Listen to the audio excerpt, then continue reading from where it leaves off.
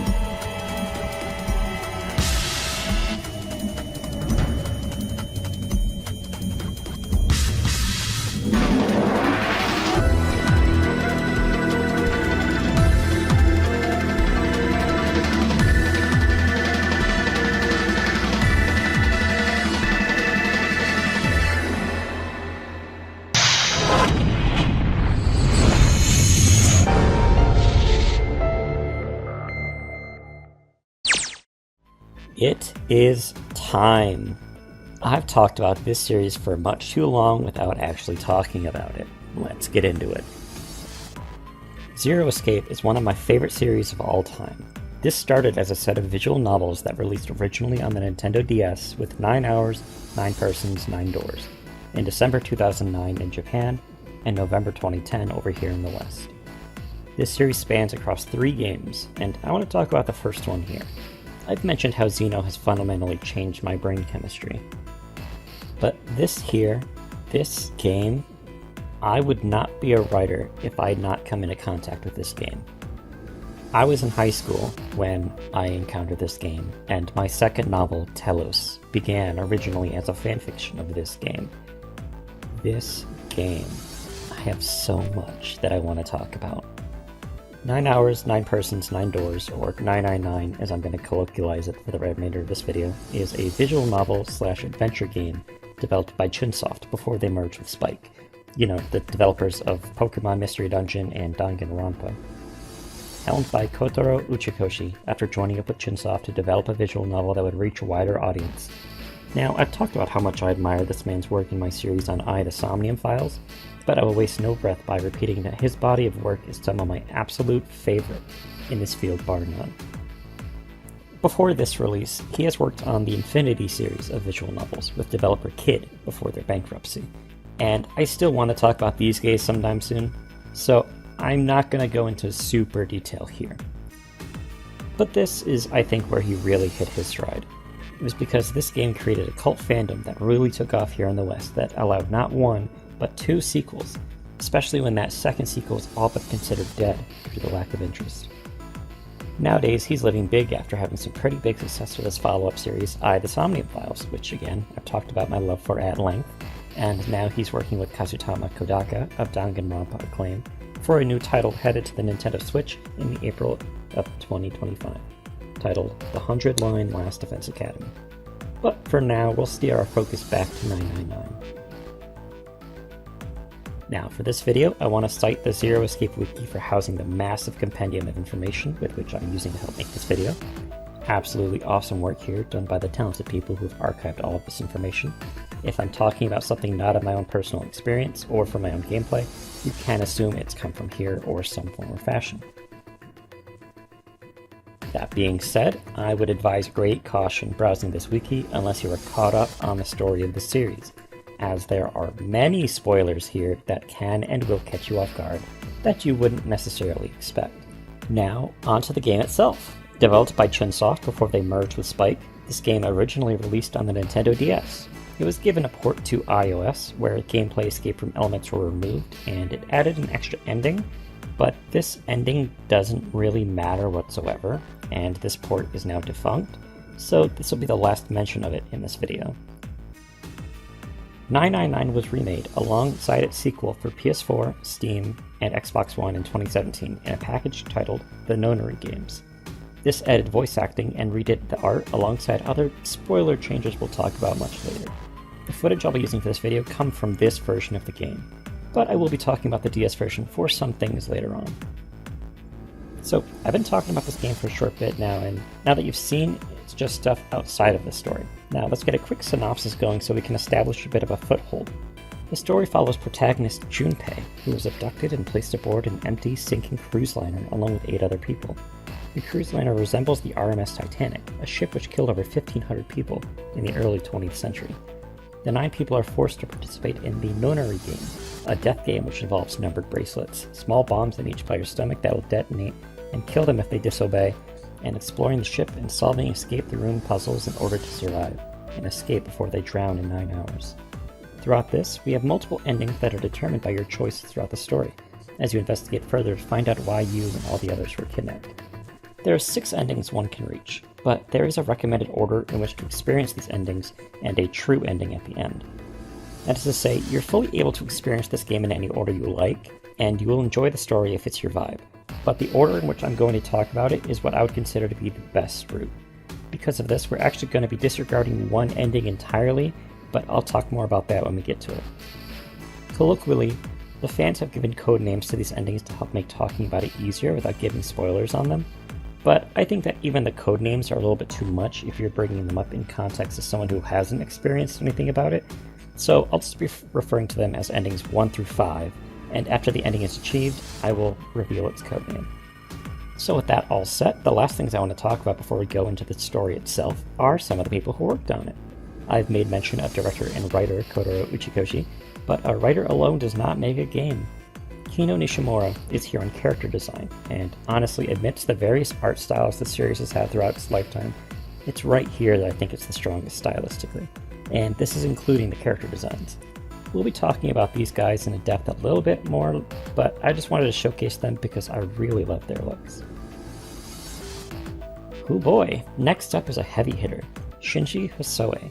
He's the composer of the entire series, and this game's work here is one of my favorite video game soundtracks of all time. It is so unique and fitting to the story itself. I've been playing his tracks in the background of this video, including many of my past Explained videos. Lots of those songs I used to play in Ben Drowned Explained. Zero Escape, baby! Hosoe's style is mwah, peak perfection. Also, he co-composed Xenosaga 2, so based. On November 1st, 2027, Junpei, a normal college student, awakens inside of a small locked room that looks like the inside of a ship's residential cabin. Upon gathering his bearings, he realizes that the window in the room is burst open and is flooding in water. Without a second thought, he discovers that a metallic bracelet with the number 5 on the electronic display has been affixed to his wrist. Junpei is forced to escape the room by means of solving puzzles within it before the room floods. This is what brings us to our first segment of gameplay, the escape room sections. It is through these sections we are given free rein to explore our environment, however contained it may be, and gather items that Junpei can use to solve the various puzzles around him. If you're a fan of games like Myst or the Nancy Drew games, I have a feeling you will like the gameplay of this game. The puzzles are very well designed and engaging to the environment that you're in. Also, it is here I have to explain one key feature I've yet to bring up. So, this game is half visual novel, and I've brought this up before. The game was originally designed for the Nintendo DS. And as such, how it was designed as a visual novel used both screens to its advantage. In the Nintendo DS version, the top screen would have character dialogue, including inner thoughts, be displayed. It is here we'd also see through Junpei's eyes for what we're interacting with in the environment, and the bottom screen would include the narration, anything to show to the player what Junpei is doing, interacting with, etc. That does not include anything he himself is saying or thinking. During puzzle segments, both screens will show the environment you're exploring, with the actual acts of gameplay taking place on the bottom screen, where tutorials and the like will be shown to the top screen. It's a pretty clever use of space given the development environment, and I've not seen other visual novels, even ones that have released on the DS and 3DS, have done. The Nonary game's release obviously has some major complications with this setup, as they are available to play on PC, PlayStation, and Xbox One, all devices notable for not being a Nintendo DS. In the Nonary game's release, we have 2 separate modes built into the game that you can swap between on the fly. This is Adventure Mode, which emulates the top screen's dialogue and inner thoughts style of story conveyance, and Novel Mode, which displays the text similar to most recent visual novels, and how the bottom screen acted in a screen conveyance. Here, dialogue and inner thoughts are also portrayed in the format the narration was in the original game, so you're not losing out on the dialogue when choosing novel mode. However, this is not the same with adventure mode. You will lose out on seeing the narrative detail in most instances. There are times where narration is required to continue the story, so the game will force a shift to novel mode, so that you know what is going on. But in most cases, you are able to play in the adventure mode style and fully understand the game's story. The characters do a really good job of letting you know what you need to know. My preference is for the novel mode for specific reasons, but the easiest of such being that you just get more detail. The description in this game is very notable, and I highly recommend A, that you do check this game out yourself, and B, that you do so on novel mode wherever possible. Now, with all of that aside, I'm going to be showing footage of adventure mode because it is the cleaner of the two visually to show information in an easy to grasp manner, but that may not always be true. I've beaten this game numerous times in this version and have seen both ways fully through, so do as I say and not as I do. Okay, back to adventure. During this escape segment, Junpei comes across a few keys of differing colors, which match to similar colored suitcases. They seem to be locked with 4-digit codes, of which can be found on 2 pieces of paper which have symbols plastered across them, each card containing 2 blue shapes and 2 red ones. This here is pretty simple. The blue shapes are the first card, and the second card will combine together for 4 shapes in total, same with the red. Those shapes align with numbers found on the back of this photograph of the Titanic that Junpei can get to by using a screwdriver he's found to undo the screws of the picture frame. Using this code and these shapes, we can deduce that the code for the red briefcase is 7485, and the code for the blue briefcase is 0263. However, before we talk about what's inside each suitcase, we actually have to rewind real quick to where Junpei actually found the red key in the first place. It was attached to the full-length mirror here next to the bed, and in it he sees his own tired reflection. It is in this moment his last memories before being kidnapped rush back to him in a wave. He was headed home back to his college dorm, where he was incapacitated, using a gas, and then abducted by an unknown person in a gas mask around midnight. He remembers the person made mention of him playing a game while he putting his life on the line, the Nonary game.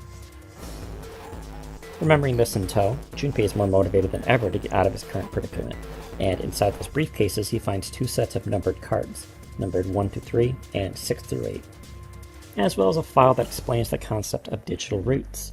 A digital root is where you have a number with 2 or more digits, and you add together the sum of those digits until you get down to a single digit. For example, the number 123 is a 3-digit number, and its digital root would be 1 plus 2 plus 3, so 6. Some numbers have digital roots you need to break down twice, like 57.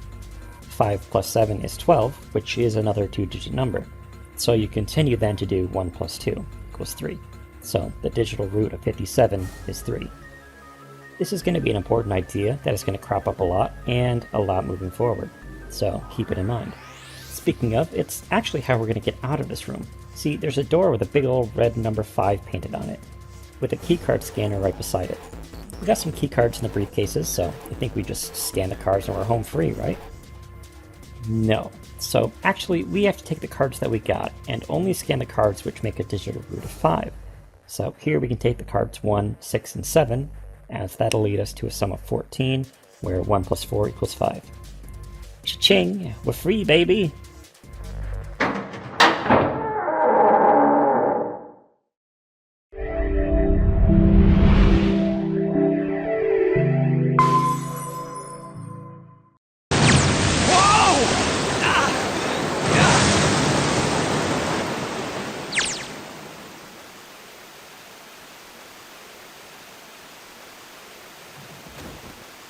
Ow!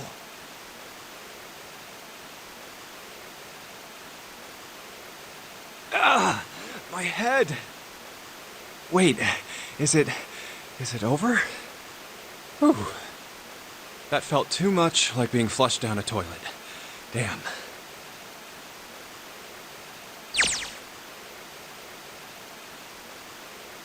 Well, better than drowning, I guess. Am I in a hallway? Oh. A door. Another door. Damn this water. Ugh. Let me go. Huh, yes, it opened. What? What the hell? This is the inside of a ship? Well... yeah, that's what I thought. This is totally a... Wait, what the hell? A wave? Oh, shit! Shit! Okay, I gotta get out of here. C deck.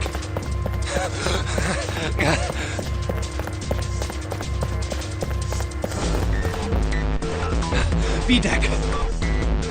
Hurry! Hurry! A deck's next. What? People.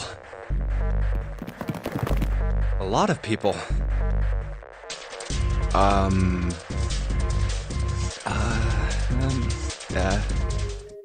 Junpei escapes to the upper decks and encounters 8 other people, who are also fixed with their own bracelets with unique digits. And here we'll all be going over the other characters now all at once. For ease's sake, I'll also mention that upon meeting up with these characters, everyone collectively agrees to go by code names, as they are unsure if whoever captured them is aware of their families, so they don't want to give up their real names just in case. I'm going to be using their code names in most cases, and you'll understand why in a second. First, with the number 1 bracelet is a man going by the name of Ace. He's an older man, generally described as a lion, and notably he shares a voice actor with Ziggy from Xenosaga. He's got a bracelet that shows a 1, and his codename comes from the value of an ace card. He's charming and affable, generally a voice of reason amongst the group during confusion of when everybody meets up. He looks to be in his 50s, if not late 40s, and he is voiced by Richard Epcar, and other notable voice roles outside of Ziggy from Xenosaga are Ansem from Kingdom Hearts, Gaius Van Belsaer from Final Fantasy XIV, and Wolhart from Fire Emblem Awakening. Such devastation! This was not my intention! Next up with number 2 bracelet is a young man going by the name of Snake. Snake is a man a little older than Junpei, and is described as a prince. He's reserved and definitely seeming to have an immense wisdom about himself. He seems the least likely to jump to conclusions, and this might be due to the fact that he's blind. His codename comes from dice, as snake eyes are what you get when you roll 2 ones. He finds humor in the added commentary about his lack of vision. His voice actor is Taliesin Jaff, who appears on Critical Role, the notable D&D podcast. He is also Thancred Waters from Final Fantasy XIV, and is Bruno/Navarre in Fire Emblem Heroes. Coming up with the number 3 bracelet is Santa. Santa is fucking brash and quick to dash out the hella swear words when he's upset, but he's not necessarily a bad guy. Usually the first one to crack out a joke, but he's also the first to call a situation like it is. His codename comes from the Japanese word for 3, being Sam, and his white hair being a little joke add-along. He's voiced by Sean Chiplock, who also voices Rivali, Reen Schwarzer from the Trail series, and Taka from Danganronpa, amongst many, many other roles. Stop posting about Legend of Cold Steel? I'm tired of seeing it! My friends on TikTok send me, on Discord it's fucking... I was in, Thor's Military Academy. right? And all of the channels are just... Reen Schwarzer of Class 70. I showed my second form. Damn! To my girlfriend. In the logo, I flipped it and I said, hey, babe. That's the power of the 8 waves. Ding, ding, ding, ding, ding, ding, ding. Ding, ding, ding, ding, ding, ding, ding. Ding, ding, ding. Coming up with the bracelet number 4 is Clover. Clover is a meek girl who is free-spirited and a bit eccentric. She's sensitive, prone to swings in emotion, and is usually stabilized by Snake, who is actually her older brother. Her codename comes from the 4-leaf clover, and her voice actress is Wendy Lee. She shares this actress with Miu from Danganronpa V3, Lynn from Fire Emblem Heroes, Warriors, Engage, etc., Enemy! and Athena Sykes from the newer Ace Attorney games. Now, moving to our main protagonist, Junpei, as we saw before, has the bracelet with the number 5 on it. This is our boy. He's a college student. He's a generally well-meaning lad, but can pull off a well-executed pun if he needs to, generally intends to be the peacekeeper of the group. He wakes up inside the crew cabin and must solve an escape room to make it out before his room floods. He is voiced by Evan Smith, and other notable voice roles are Deuce from Monster High, and Zeno from the Trail series. He is not given a codename since June revealed his name to the group before they could settle on one, so he's just going to go by Junpei for the rest of the story. Kotaro Uchikoshi has stated that if he did have one, it would have been Penta for Pentagon, or Hand for 5 fingers. Next up is the character mentioned before for but a moment, she with the bracelet number of 6, June. June is also known to us, Junpei, as Akane Karashiki. She was someone he knew in childhood who moved away some time ago, and hasn't seen until this moment on the ship. We don't reveal her name to others, so she goes to the codename June, as it's the 6th month. Though this fact she feels awful about having revealed our name. She has the same voice actress, Raina Strober, as Emma Milstein from the Trail series and Azura from Fire Moon Fates. Seven's codename comes from the number 7, as this matches his bracelet number. He's described as a mountain, and cannot remember anything about his identity, so 7 is just as well. His voice actor, Edward Bosco, was known for other roles such as Machias Regnitz from the Trail series, Chachi from the Master Detective Archives Raincode. Bracelet number 8 belongs to Lotus, after the number of petals of the flower, of course. She's a smart woman who's the most sensual of the group. She's not afraid to speak her mind, but also leads her to get into arguments with the more similarly brash members, such as Santa or 7. She's got very Charla characteristics about her, if you get my drift. She's got a backbone and isn't afraid to show it. Lotus's voice actress, Valerie Arum, was the voice director for this title, and she's also voiced Naoto Shiragane from Persona 4, and Aurelia Le Guin from the Trail series. This ultimately leaves the 9th man, who carries this bracelet with the number 9. He's overly fidgety and largely silent while everybody else introduces themselves. He is voiced by Ken Clark, who, of course, we all know is most famous for his role as Freddy from Back at the Barnyard. Real talk though, he also voices Simba in Kingdom Hearts 2, and is also the canon voice for Milkhorn from Fire Moon Fates. Now, we'll get back to him in a second, because he's about to become very naughty boy.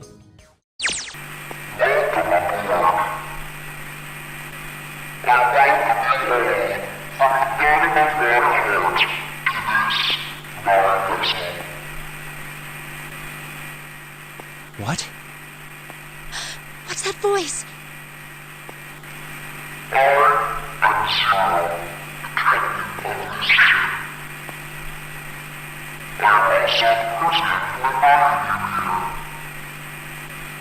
This is...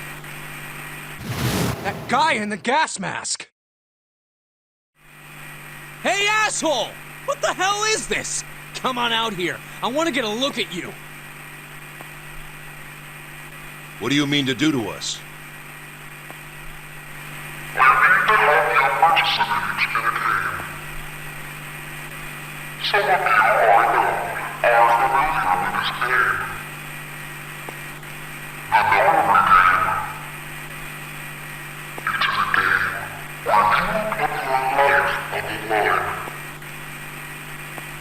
Nonary game. What the hell's that?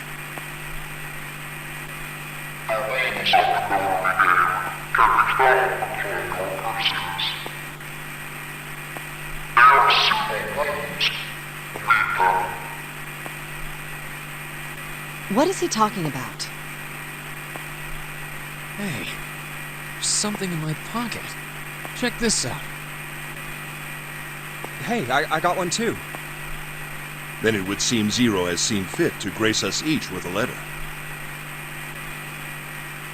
Would you mind terribly reading it to us, young man? On this ship, you will find a handful of doors emblazoned with numbers. We will call them the numbered doors. The doors in front of you are a pair of the same. The key to opening these numbered doors are the numbered bracelets that each of you possess. Should you total the numbers on your numbered bracelets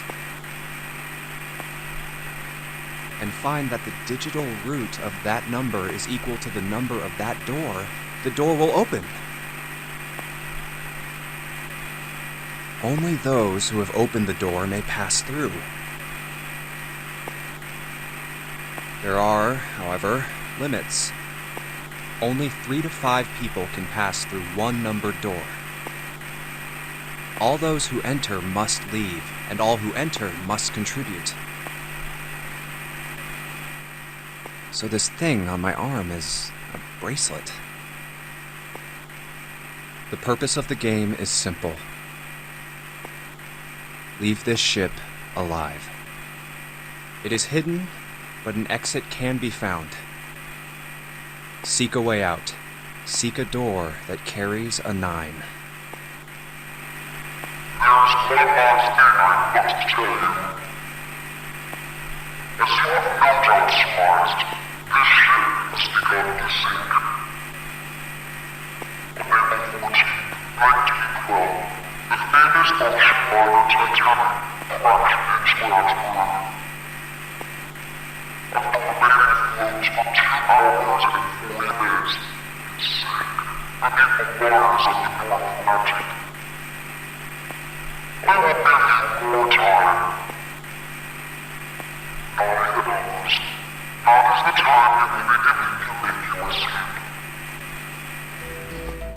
What's your code name? Code name? What do you want us to call you? We all made up names. You should too. I don't need one. Why not? Because I am not gonna stay here with you. You've got some sort of plan? I do. Yeah? What's that? You sure you want to know? Yeah? All right, let me show you.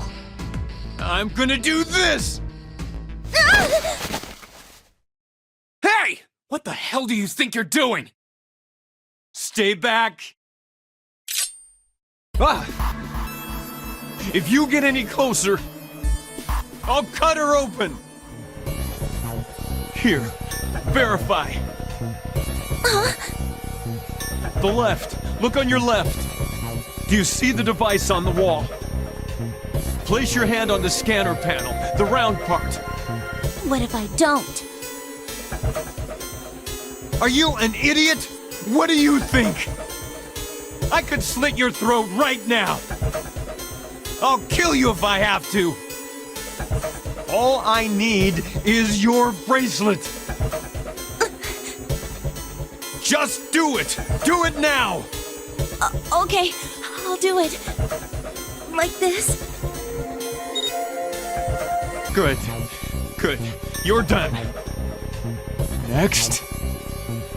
You, right? You're the one with the #1 bracelet, right? Yes, I am. So? Then you're next. Just verify your number like this little brat did. What are you doing? Do it! Don't you care what happens to her? Okay, just calm down. I'm coming over. Now, verify. All right, this is what you wanted, right? Get back. No! Farther! More than that! Go all the way back!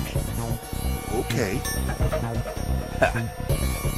Wait, don't tell me.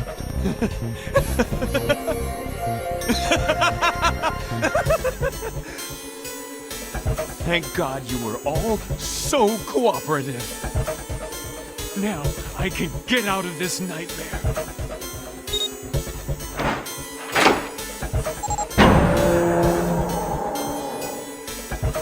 Good! I don't need you anymore. Wait! Here! She's all yours. Okay. Have a good one, guys. I'm going off ahead now. Well then, goodbye.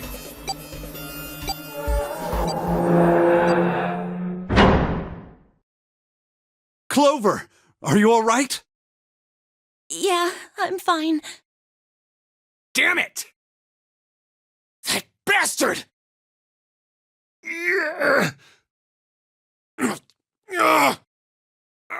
Open, damn it! Shit! It won't budge. Do you hear something? Like, what? Like some sort of beeping. You're right. I can hear it too. What is it? Why isn't it stopping? God damn it! You lied! Lied? This wasn't supposed to happen! This is wrong! This is wrong! What is happening in there? Open the door, please! I'm begging you! Help me! Please get me out of here! Get me out of here! Ah, God damn it! Why? Why won't it work? Engaged? Is it because it's occupied? Oh my god, there's no time left! Listen, I was lied to! He lied to me! He put me in here! It was him! He killed me! It was him!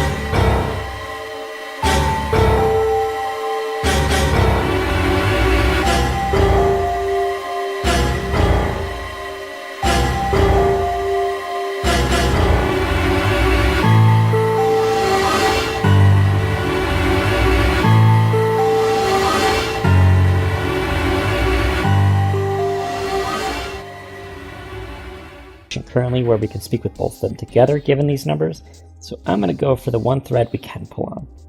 As the group opens their respective doors, they have 81 seconds from the door opens until the bombs in their guts explode, so they have to register at the dead. Junpei's group finds themselves in the second-class cabins. This is actually an escape room split between two cabins, B92 and B93. How this works is Junpei and June vow to search B92, while Santa and Lotus search B93. With you as Junpei acting as an in-between, free to move between them at your leisure.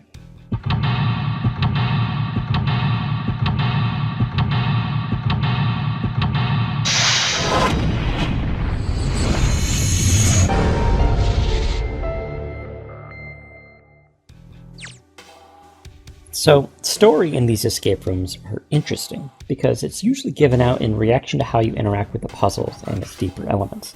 I think the easiest way to convey this is to bring up notable reactions characters have in regards to certain things. Notably though, outside of specific interactions, the most notable character interactions here are June and Junpei's first time to talk alone.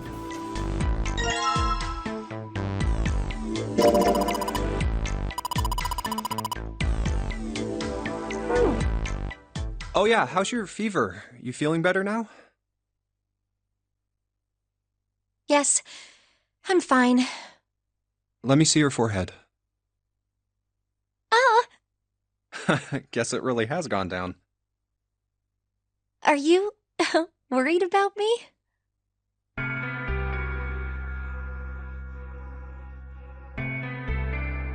Yeah, I guess I am. By the way, Jumpy? How did you end up here? What do you mean? I told you earlier, didn't I? There was a man with a gas mask when you got home at night. You inhaled some white smoke and passed out. When you woke up, you were on D-Deck. Damn straight. But is that really the truth? What? Jumpy, are you hiding something from me? No, why would I? Well, if you think about it, this is awfully suspicious. I mean, why would two childhood friends bump into each other in a place like this? Hey, I could ask you the same thing. Are you hiding something? What would I hide? Well, I don't know. Anything. I mean, you're hiding it. How would I know? You mean like the number of men I've dated? Do you want to know? Don't worry. Only 18. Times 0. Yeah, I guess I just haven't met Mr. Right yet. Yeah, I see. Anyway, I'm not hiding anything. Just like you, Jumpy. When I woke up, I was on D-Deck. Well, you do have a point. I mean, why did Zero pick us? We haven't seen each other since elementary school. I wonder. Look for what connects the victims. That will lead you to the culprit. Do you remember Seven saying something like that? Yeah, I do. So? Well, that's what I'm saying. I think this must all have something to do with a classmate of ours. You got any ideas who it might be? No, nothing. Oh, Well, if it had something to do with school, then it could be one of our teachers, or maybe the principal. or the janitor, or the lunch lady. No, I can barely remember any of them. Yeah, I know. Seeing the map of the ship will cause June to recall some of Zero's words when he addressed the players on the central staircase. On April 14th, 1912, the famous ocean liner Titanic crashed into an iceberg. This causes her to wonder if there's some relation between the Titanic and the boat they find themselves in. The conversation can have slight variations depending on Junpei's choices, by him either suggesting the boat they're in is a replica of the Titanic, which will lead June to ask him if he believes in curses, or suggesting they may be inside the actual Titanic itself, in which Junpei suggests that the Titanic's sister ship, the Olympic, and the Titanic were actually switched, and that the Olympic was supposedly dismantled in 1947. This conversation eventually leads into a discussion in which June casually mentions that the Titanic was sunk by a curse, but it inevitably leads to June telling him the story of the curse of the mummy of the priestess Amun-Ra. A curse sank the Titanic. The curse of the Egyptian mummy. Supposedly, the Titanic carried the mummy of the priestess Amun-Ra, which was stolen from a pyramid. And they say that the mummy had a history. Everyone involved with it died mysterious deaths. Come on, I'm sure you've heard of it before. Those who open the coffin will be forever cursed. Haven't you ever heard that one? So you're saying the Titanic sunk because of that curse? That's right! That mummy, the priestess, supposedly, she was special. What do you mean? Well, supposedly, she was really pretty. Pretty? Yes, But she was a mummy. that's right.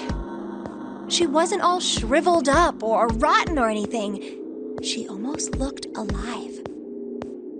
Oh, okay, I get it. Okay, it's that thing. I don't remember the name. Where your body turns into some kind of wax? Yeah? The fat in it turns into something kind of like candle wax, right? And Yes, saponification, but that's not what it was. huh? That's not it. She wasn't wax. Then what was it? They say that she was frozen. What? Frozen? That's right. The whole body was frozen solid. You know how a human body is more than 60% water? Well, all of that water was frozen. The story says that from the time of its discovery all the way through to when it got put on the Titanic.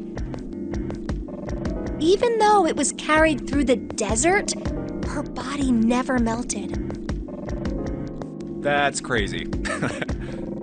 I think so too, but maybe it's true and we just didn't know about it before. I didn't know? Yep. Maybe it's common sense to eat shaved ice in the desert because it lasts forever. Huh?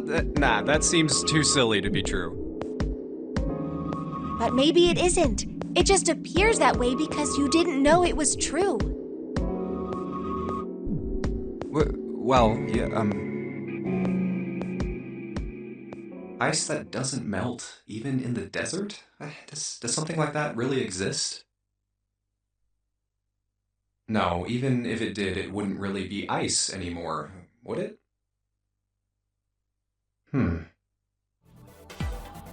Moving to the other room and picking up the plate in the display case, Santa will ask Junpei if he has a minute to talk. Santa explains he found a bookmark inscribed with a drawn clover, and he wants Junpei to hold on to it. Junpei retorts that Santa should keep it himself if he thinks it's important, to which Santa ends. You know what I hate most in the world? I got 4 things. Hope, faith, love, and luck. Hope, faith, love, and luck? Damn straight. And you hate these things? Yeah, you got a problem with that? Not really, but what does a bookmark have to do with any of that? Well, see, each leaf on the 4-leaf clover has a meaning to it, okay? And that meaning is pretty much those 4 words. It's like flower language. Well, I guess it's not a flower, is it? So, leaf language, I guess? Yeah, you could call them leaf words. Leaf words. Hope, faith, love, and luck. The meaning of the leaves on a 4-leaf clover. So, yeah, I want you to take it, okay? Just touching it gives me the creeps. Take the damn thing, alright? Here. Now, this is a pretty significant choice in the game, given how much gravitas is being placed on it. I will not explain why for now, or which is the correct answer for these things, but let me explain the reactions anyhow. If you refuse to take the bookmark, Junpei will suggest that maybe Santa try giving the bookmark to Lotus. Santa agrees, saying, "Hey you old hag! I just found the perfect thing for a woman in her 40s. Just as Junpei went back to work, he heard bones breaking. He pretends he didn't hear the sound and scrambles back to search the room. Now, if he accepts the bookmark, Santa will thank him and explain once again that he hates the 4-leaf words because they can all betray you, adding that he dislikes the number 4 since it's a half-assed number, not the best or the worst. Just as Junpei is trying to make sense of this confusing explanation, Santa will ask him if he plays. Another branching dialogue choice here, and Junpei will ask whether he's talking about gambling, and if he correctly interprets the question as being about gambling, Santa will be talking about Baccarat. And Lotus will soon join in, mentioning its rules, a reminder of the digital roots used in the nonary game, and then proceed to explain the number prefixes. Uni for 1, Bi for 2, Tri for 3, Quart for 4, Quinti for 5, Sext for 6, Septim for 7, Octo for 8, and Nona for 9, hence explaining the meaning of nonary. So we can take this further that the nonary game is a game built around the number 9. 9 hours, 9 persons, 9 doors, 81 seconds being the deactivation time, it's 9 times 9, so on and so forth. Now, if we guess incorrectly, and me ask if he's talking about playing the stock market, Santa will be surprised at his interpretation, but will also offhandedly comment that he indeed has played in the stock market before, and actually won a small fortune by investing in Cradle Pharmaceutical a few years back. Junpei says that he never heard of that company, but more than that, he is rather surprised, as he didn't expect something like that from Santa. However, further questions are cut short by Lotus, who insists they get back to work. Upon picking up the Mars key, Junpei will replace the picture that was hiding it, and wonder aloud what the picture is about. Lotus then reveals she saw this picture before on a book by Rupert Sheldrake on the morphogenetic field, which she roughly describes as a hypothesis proposing a mechanism for telepathy. Now, Rupert Sheldrake is a real-life person who is still alive in this current day. He is an English author and parapsychology researcher who is notable for his theories on morphic resonance. Fun fact, the musician Cosmos Sheldrake is actually this man's son. Listen, oh ye families, to how the moral goes. Nobody knew and nobody knows how the bubble was robbed of his twice 5 toes, or how the dawn came to own a luminous nose, or how the jumblies went to sea in a sieve that they rode, and came to shore by the Chacalibo where the bone trees grow, where the Jabberwocky small green tentacles do flow, and the Quangle Wangle plays in the rain and the snow. But have you heard the story of the rabbit in the moon, or the cow that walked the planets while straddling the sun? Santa laughs at anyone attempting a serious study of such a thing, and makes a joke about kids in the 1970s, but though Lotus seems to agree with him, she nonetheless finds herself interested in the topic. She then asks Junpei what the picture looks like to him, a question which he can answer in a multitude of ways.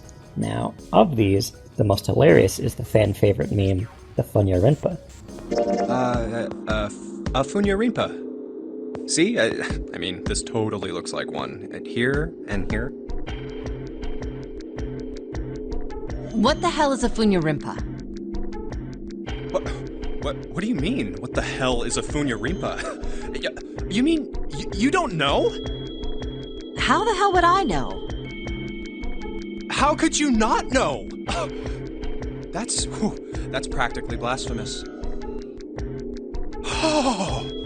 Oh, say you're sorry! Apologize to the Funya Rinpa! Goodness, you are such a rude woman.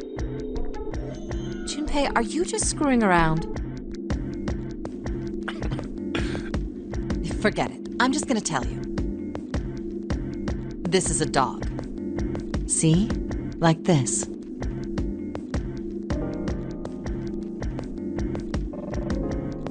So, now we know what it's a picture of, but I don't see how that helps us.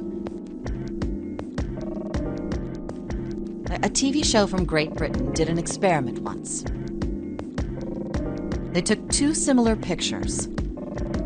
Both of them were difficult to identify, initially. But once you figured out the answer, you couldn't see it as anything else. These two pictures. The first was a woman wearing a hat. The other one, well, to make it easier, let's just say it was this picture of a dog. So, their experiment. First, they sent the picture to other parts of the world, outside the reach of British airwaves. To Ireland, the US, Africa, Europe, etc. Then, in each country, they gathered a number of test subjects, roughly 1,000 people. They were shown the two pictures and asked, what does this picture look like to you? The results weren't really interesting on their own. 9.2% of the people saw the lady in the lady picture. 3.9% saw the dog in the dog picture. Then, 2 days later, they aired a new program on their show. During the 30-minute show, they broadcast the dog picture and its solution. The audience was estimated to be 200,000 people. After the broadcast, it was a safe bet that the number of people who knew the solution to the dog picture was at least that many.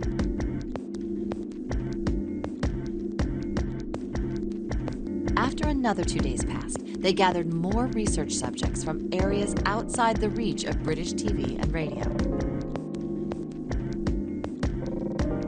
This time, they only found a sample of roughly 850 people. Naturally, none of them had participated in the first test. They were, however, given the same test and the same two pictures. The results were startling. 10% of the people saw the lady in the lady picture. The previous test sat at a 9.2% success rate. Not much of a change statistically. The dog picture, however, produced a very different result. The percentage of people able to successfully find the dog, it went from 3.9% to 6.8%, a very significant increase. So do you understand? Do you realize the significance of this experiment? There was no way the second group could have seen the picture. They lived far away from Britain and couldn't have seen it. But even so, it was only the success rate for the dog picture that went up. Why? How did that happen? What does it mean? Oh, wait, does this have something to do with that field or whatever it was that you were talking about earlier? a field not visible to the eye. So, if more people know the answer, then that information will pass through the field. Huh. Psych! I was just kidding. You really shouldn't take me seriously. Well, I mean, the things I just told you about are true. They really did happen. But the results of that experiment really aren't anything to go by. They could have easily falsified them. However, as Lotus and Santa walked away from the picture, all Junpei could think of was the morphogenetic field. Now that we've obtained the Mars key and we are able to move forward, but before we do that, I want to highlight some good quotes that you can miss if you're not diligent about examining objects. If you examine the bed's blankets in the bedroom in B92, it's a light blue blanket with some designs on it. Someone's made the bed, or at least never unmade it. There's only bed sheets under the blanket. Nothing exciting. Should we take another look at this blanket? No, I think we've covered it pretty well. Looks like that one was lame enough to get her to blush a little. If you examine the water bottle in the bedroom on B92, it's a bottle with water in it. This is a bedroom. They probably have it here because your throat always feels dry when you wake up, you know? My throat's dry, but I think that's because I'm a little nervous right now. Well, we did run a lot, so we're kind of sweaty. Hey, Jumpy, did you want to take a shower together? Whoa! Just kidding. Too late to take it back. My brain's already working out the picture. My throat was dry already. This sure isn't helping. If you examine the soap holder in the bathroom in B92, there's a little blue platform protruding from the shower wall next to the knobs. It's for putting soap on. I used to shower once, so I know.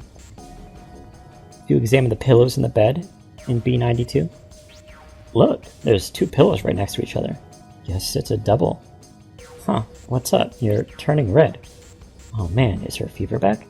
Hey, you alright? Do you need to lie down for a minute? I'm fine. I think it's still a little early for that. Huh? Hey, seriously, are you really okay? Now, moving forward past the Mars door, we actually get a follow-up escape room in the kitchen. Immediately starting up, we have more puzzles to solve. Same as before, I'll bring up notable interactions.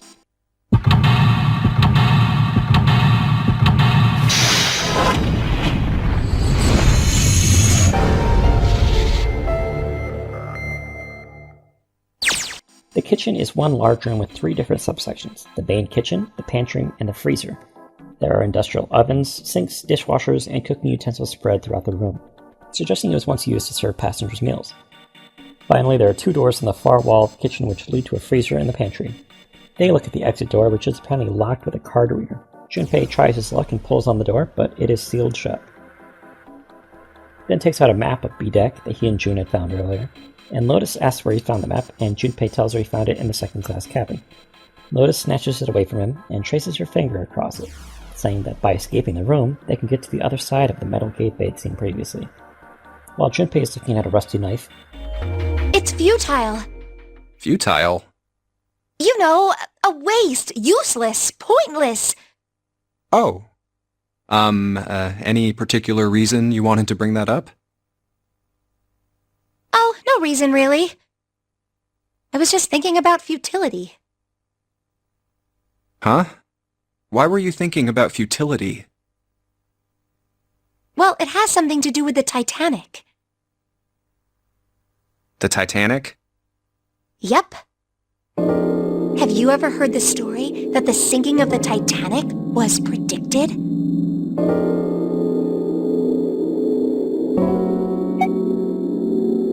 No, I haven't. What is it? In 1892, 14 years before the Titanic sank, a novel was published. It was called Futility. It was written by an American novelist named Morgan Robertson. The story was about a big cruise ship colliding with an iceberg and sinking. Of course, if that was the only similarity, there wouldn't be any reason to mention it. It wasn't, though. The name of the ship, its nationality, course, departure time, size, displacement, maximum speed, number of passengers and crew, the number of lifeboats, even the location of the accident itself, and the cause and the location of the damage. Everything matches the Titanic almost exactly. It was almost as if he'd seen the whole thing happen. But this book was written 14 years before the Titanic sank. But that's not all. It wasn't just futility that predicted the sinking of the Titanic. There were 2 other similar stories written by a man named William Thomas Stead. Both of them before the accident. One in 1886 and one in 1892. Stead wrote 2 stories that had striking similarities to the Titanic disaster.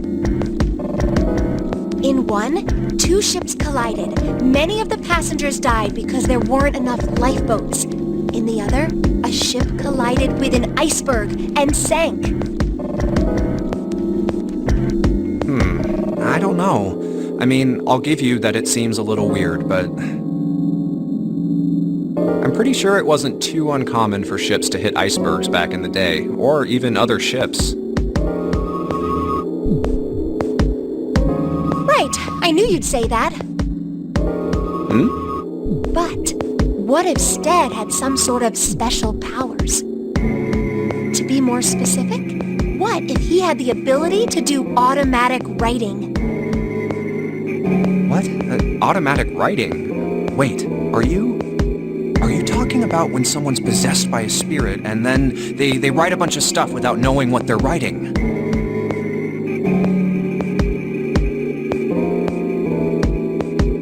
Yes. What do you mean, yes? That stuff's a load of bull. But Jumpy, you said you believe in curses. Come on, that's totally different. Okay, let's say, hypothetically, that automatic writing isn't a total load. These guys still couldn't have predicted the sinking of the Titanic. When this Stead dude wrote his thing, nobody had died on the Titanic yet. So if automatic writing is about being possessed by dead people, who the hell possessed him so he could write that stuff? That's not it. What's not it? Stead wasn't possessed by a spirit. He was doing the possessing. Oh. What are you smoking? William Thomas Stead was a passenger on the Titanic. He just wrote down what he saw with his own eyes 20 years before it happened.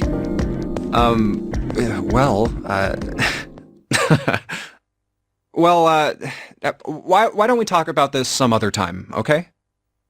Huh? But... Come on, let's get back to it. Junpei, Santa, and June get locked in the freezer after a pipe ruptures and shuts the door on them. Warm water is instantly froze on the handle, rendering it unable to be used. Junpei asks Lotus to look for something to open the door, but she's unable to do so, telling them to figure it out on your own. When Junpei takes the bag of dry ice located in a cabinet on the north side of the room, Santa mentions it can be used to cause an explosion if sealed in something that's airtight. Junpei picks up the bag with his sleeves, and Santa asks him if dry ice is frozen carbon dioxide, which he agrees. Santa wonders how warm it has to get to turn back into a gas, and June cuts in, saying that its sublimation point is negative 109 degrees. Junpei asks her how she knows that, and she brags that she is the queen of random knowledge. Santa thinks it's weird that it doesn't turn into a liquid unless under pressure, which June agrees to, and Junpei can choose one of 2 choices here. Junpei wanted out of the freezer now, or it did strike Junpei as rather odd. This is another choice that will have some import moving forward, and since the only thing that changes is if you hear further explanation or not, I'm going to cover the explanation here, as funny of a context as this is. June continues to talk, telling them about ice with a melting point of 96 degrees. Junpei, his curiosity being piqued, asks what the ice is called, and she replies, Ice 9. She continues, saying that it was originally made of a substance in a science fiction book. However, scientists have discovered that it actually exists. She finishes up by saying that it's a polymorph of H2O, have a completely different structure. June asks if any of them have heard the story about the crystallization of glycerin. For 150 years after glycerin was discovered, people tried different methods, including warming and cooling, to try to get it to crystallize. One day in 1920, glycerin on board a ship going to England somehow did crystallize. Numerous scientists worldwide wanted a sample of the glycerin so they could crystallize other samples. When they did, nearby samples not encouraged by the samples began to crystallize, when it had never done so before. From that day on, glycerin would always crystallize naturally when cooled to less than 64 degrees. She explains that it was like the glycerin were communicating with each other. Junpei asks what the story has to do with Ice 9, and surprisingly, Santa gives him an answer. Santa explains that she's trying to say that it's similar to Ice 9, which, if true, would be the end of the world, since the oceans would freeze as well. Santa finally agrees to get back to looking for a way out, claiming he hates the cold, and proceed looking. After Junpei fills the empty water bottle with crushed dry ice and attaches a rope to it, he ties it to the door. Santa asks him to fill it up with water, and Junpei sees the water dripping from the ceiling, so he lets some drops fall in and quickly seals it up. He finds a piece of hard dry ice on the ground and decides to use it to activate the bomb. Before doing so, he tells Jun and Santa to get in the cellar. Junpei gets in with them, aims the bottle, and throws it as hard as he can, and ducks in the cellar with the same motion. The makeshift bomb shatters the ice off the door handle, and they quickly get up to leave the freezer. The three tumble out, and Santa goes to the stove, burning his hand.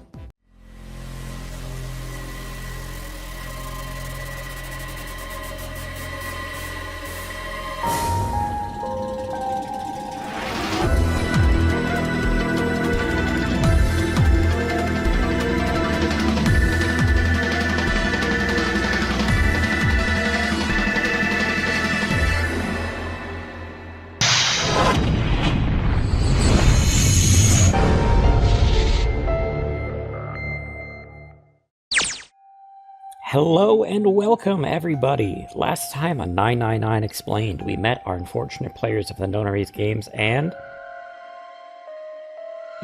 Just like Ace said. Just like the ninth man. The detonator in his bracelet set off the bomb in his gut. Oh god, the bone is coming out of his left arm. It's definitely an open fracture. Oh, the face. It's horrible. Yeah, you can't even tell who it is. But the clothes are... No mistake about it. It's Snake. That happened. Haven't we been here before? Anyway, things are patently not good as we've come across another dead body, and upon recognizing his very princely attire, we come to realize that it is Snake. When we collect ourselves, we're all distraught. Clover most of all, of course. Seven brings up that it's likely that Snake was murdered, and that it wasn't hard to understand how it happened. At least 2 people must have authenticated with Snake and let him go inside alone. Since he's blind, it would be easy tricking him into thinking such, or even just shoving him inside would do the job. He would then have scrambled to find his way to the dead, but obviously it wouldn't have registered him and deactivated the bomb, and just like with the ninth man, those who registered with him have no ill effects, as they didn't go through the door. It seems that the most likely time this happened was in the chaos and searching for the missing guts of the Reds, as each person was searching separately, and it was immediately after that we had noticed Snake was gone, meaning that nobody has an alibi. And given the vast amounts of number combinations you can add to get a digital root of 3, but just the number 2 means you can't even use that to pinpoint who would have done it. As it's entirely possible that up to 4 people were involved in this killing, which is a staggering thought. East tries to reason that the killer is most likely Zero, that their motivations is sow discord among the players so they turn on one another and accuse each other of being the guilty party. This of course leads Clover to suspect that both sides are true, that Zero is on the ship and is in fact one of them, considering that the only time we've heard Zero speak is via the recorder of the loudspeaker, and the Notary game itself is running autonomously. The whole verification system is built that it could go off if hypothetically Zero were a player, or players. They wouldn't need to oversee it. The bell near the central staircase rings, and it's clear we have 3 hours left before the ship sinks. Realizing that we don't have much time, we open the Mercury door and find door 2. So now that we've found every one but the number 9 door, as we found the number 6 door and number 1 door back before we found Snake, there's no easy way to decide who's going to go through which door. So we decide to write down what we want on a scrap of paper and then draw them randomly to vote. We, as Junpei, are the ones picking the papers, and we've conveniently written down every option, and ours is chosen last. So this is how we can make the choice of where we want to go. Our options are as follows. We can enter the number 1 door with Ace and Clover. We can enter the number 2 door with Seven and Lotus. Or we can enter the number 6 door with Ace, Santa, and June. In this branch, we're going to be going through door number 6, because June's been through a lot, and I think she could use some solid support right now. Also, I'd love to hear what wacky things Santa has to say. You never know what you're going to get with him. As we split off and go through door 6, we enter the steam engine room. It is a massive boiler room, which spans the width of the ship and is several stories tall, most likely used to keep the ship's engines running. The steam engine room is the largest of the 16 escape rooms in 999. There are massive coal deposits lined up on the bottom floor, and a conveyor belt to keep the coal coming. On the top floor is a walkway going all the way around the room's perimeter. The walkway is loaded with crates, which force the group to use several doors to navigate around the walkway. These doors then go through the boilers. Upon entering the room, the 4 companions note how large it is. They descend the stairs and walk along the wall, and Ace explains that they're in the steam engine room, and how the boiler works. Just then, June collapses as her fever returns. Junpei props her up next to the wall that she can rest. Tension is high, and all 3 men realize the seriousness of June's predicament. They quickly get to work on trying to solve the puzzle as fast as they can and escape.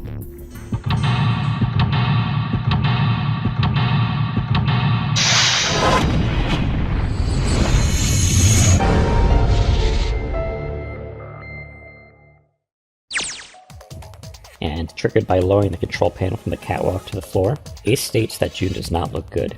Santa says it's because of the stress of the Nonary game that she's feeling so sick. Ace starts to think that they are abnormal, because they are not feeling stressed.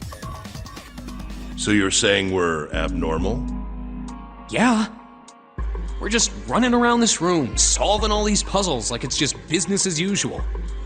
How the hell could you call that normal? We're just guinea pigs. A guinea pig? You mean like a lab rat? You mean we're being used for some sort of experiment? Is that what you're saying? Dunno. But it does seem like a possibility, you know?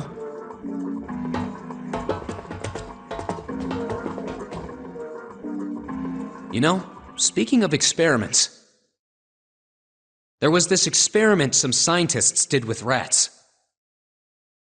First, they took a squarish C-shaped tank and filled it with enough water that the rats could drown in it. The tank has 2 exits. Just to make it easy, we'll call one A and the other B. Exit A is pitch black, so dark even a rat can't see anything. But exit B is electrified, which means the rat can't leave through it. So, what would a rat do if it was put in this situation? Which exit would the rat choose? B, of course. The rat has no way of knowing that exit B is electrified. Exactly. The rat goes to exit B. Of course, like I said, it's electrified. Which means the rat can't get out that way. So, after a lot of trial and error, the rat finally finds exit A. I can't say that's very interesting or relevant. It's simply the story of a laboratory experiment. You're right. It isn't very interesting. Yet. See, these scientists repeated this experiment over and over, using hundreds of different rats over several generations. This produced some surprising results. With each generation, the rats took less time to find the correct exit. Eventually, a rat was put in the tank who instantly chose exit A without even attempting to go to exit B. But that wasn't the most impressive part. The same experiment was conducted in another laboratory, far from the original one, with the same results. No, on second thought, the results weren't really the same. The rats in this second experiment began the trials with significantly faster times than the first rats in the initial one. These rats weren't related to the others and had never even come in contact with them. And yet, they all easily found their way to exit A as though they already knew. What did it mean? Are you suggesting something like telepathy? They were passing information to one another through some undetectable medium? How the hell would I know?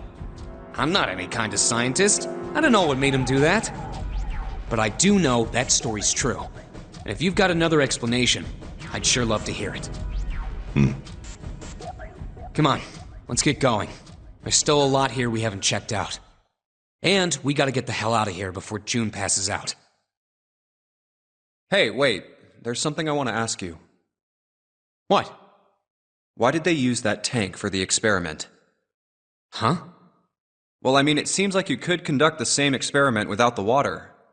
They could have just used a dry box, you know? If they needed to motivate the rats to escape, they could have, I don't know, put some bait by exit B or something. I mean, do they really have to make it so the rats can drown? You know, the word emergency comes from the same root as the word emerge. You ever think about that? Huh? Well, an emergency is something urgent, often something dangerous. And to emerge means to sort of come out, or appear, or rise out of something else. So what's going to emerge in an emergency? Inspiration. Inspiration? Yeah. Think about it. When the chips are down, either you crack or your mind focuses and pulls up what you need. So in an emergency, your real potential emerges. Is that what you're saying? Yeah.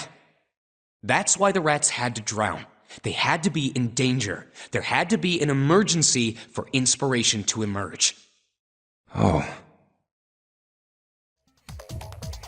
Now, this puzzle is pretty straightforward, as we've already seen all the important story bits for the actual exploration part of the puzzle, but mainly we gather these colored discs with all these wacky lines on them, which we insert into this console, which we rotate to then make a pattern. As we begin to leave, though, we see an interesting scene with Santa. What are you looking at? It's a photo. It's my sister. Sister? Santa, you've got a sister? Yeah. Kid was cute as a button. She was only about an inch tall then? Oh, sorry. I guess an inch is a little large for a button. Probably more like a half inch.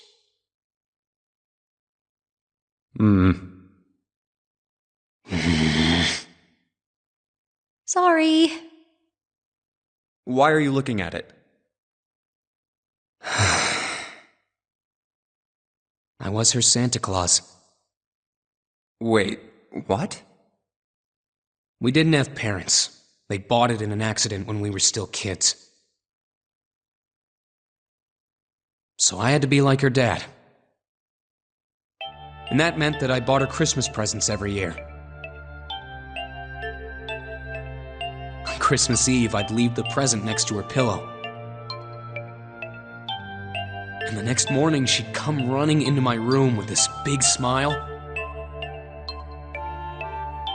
Look, look, Santa left me a present. He got me that doll I really wanted. I'm so glad he got my letter. She was always so excited. I was the one who told her to write those letters. I'd say, write down something you want and mail it to Santa.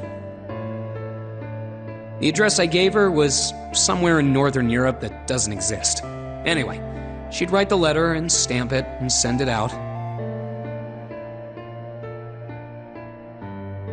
And then a few days later, it'd show up back in her mailbox marked address unknown. I'd open the letters before she figured out they'd been sent back.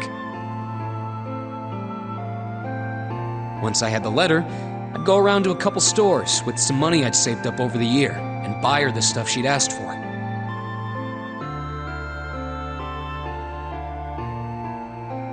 It took a lot of saving, but I managed to buy her presents every year. Huh. But one year, her letter was different. She didn't write a list of toys she wanted or anything like that. Instead, it said, I don't want any presents this year. Instead, I want you to make my wish come true.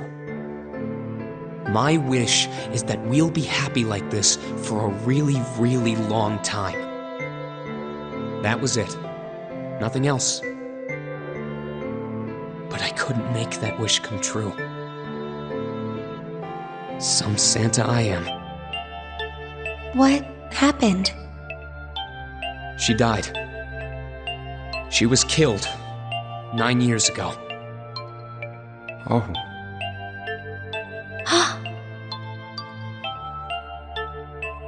All right, let's go.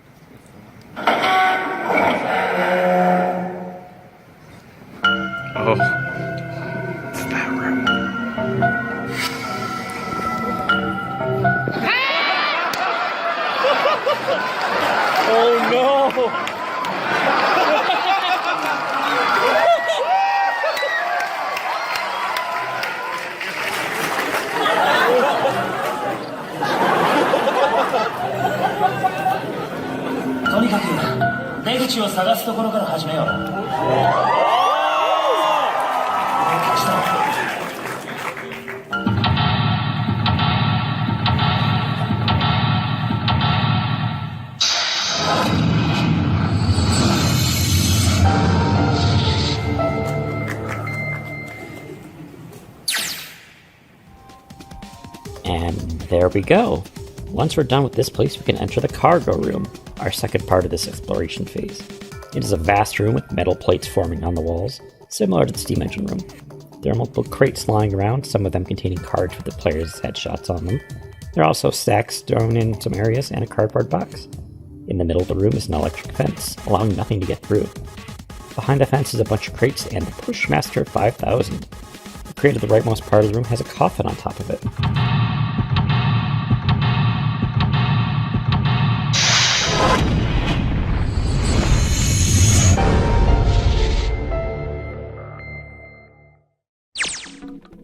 Starting off here, we help Ace with this card puzzle, as he has some difficulty assigning the right numbers. I guess it makes sense, he's just so tired having recently woken up and been dealing with everything that everyone else has, and he's not so spry a chicken anymore. Ace walks away, telling Junpei about his tiredness and that he's having trouble seeing.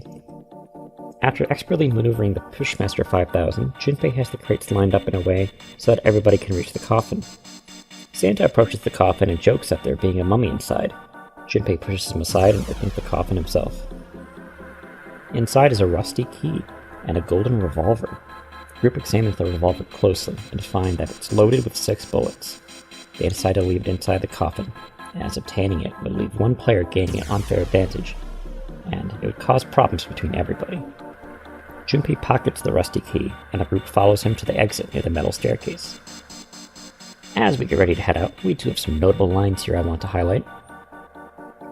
If we investigate the card with Santa's headshot, man, the guy in this card's one good-looking son of a bitch. Way more class than that other chump. Hey, what's that supposed to mean? Huh? What's your problem? Didn't say I meant you, did I? Shit. If we investigate the card with Clover's headshot, this is Clover's card. You know, looking at this photo, she's kinda cute, isn't she? What's up? Oh, nothing. Nothing at all. Why does her smile make me feel cold? If we investigate the card with Junpei's headshot, oh, not cool, man. You took this picture without my permission. It looks pretty cool, though. You look really handsome in this picture. There's a pretty cool looking dude on this card. I can't take my eyes off it. There's a pretty good looking dude on this card. I feel enraptured. There's a pretty cool looking dude on this card. I just want to rub my face on it. There's a pretty cool looking dude on this card. I want to eat it. There's a pretty cool looking dude on this card. Belongs in a shrine. There's a pretty cool looking dude on this card. Belongs in a museum. There's a pretty cool looking dude on this card. I bet I could get quite a bit for this online. There's a pretty cool looking dude on this card.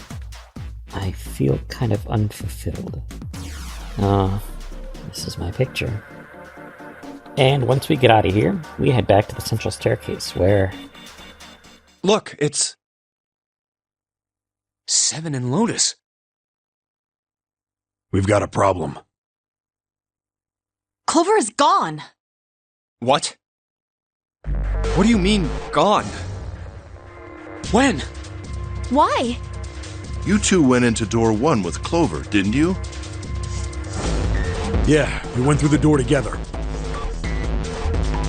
But Clover barely spoke to us. She just did her own thing the whole time. Huh. There were 4 rooms on the other side of door 1. She wouldn't let us into the 4th room. We called for her, but she didn't answer. So I kicked down the door and we went into the room. But It was empty. Clover wasn't there. There was a door on the other wall. And it was open. We figure she opened the door and left by herself. We ran after her, of course, but Well, obviously we didn't find her. You figured that much out. So you haven't searched anywhere other than near the staircase? No, we haven't. Very well then. We'd best separate and look for Clover. We haven't much time left. Let's begin. Yeah. She's not here. No, she isn't. There's no sign of her. Let's go.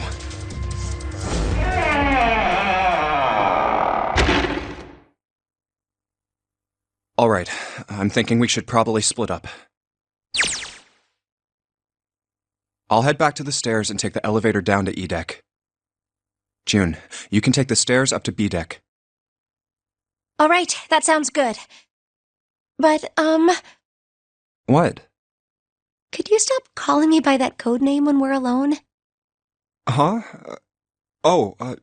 Sure, right. I'll do that.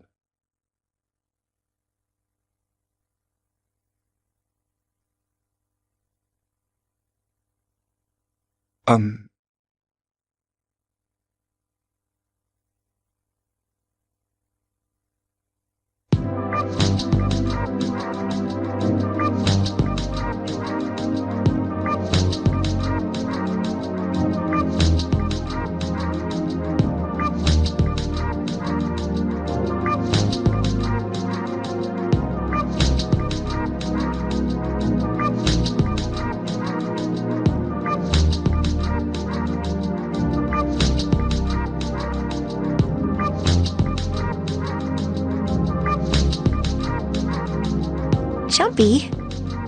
No, it's nothing. All right, I'm going then. Yeah, Be careful, Kane.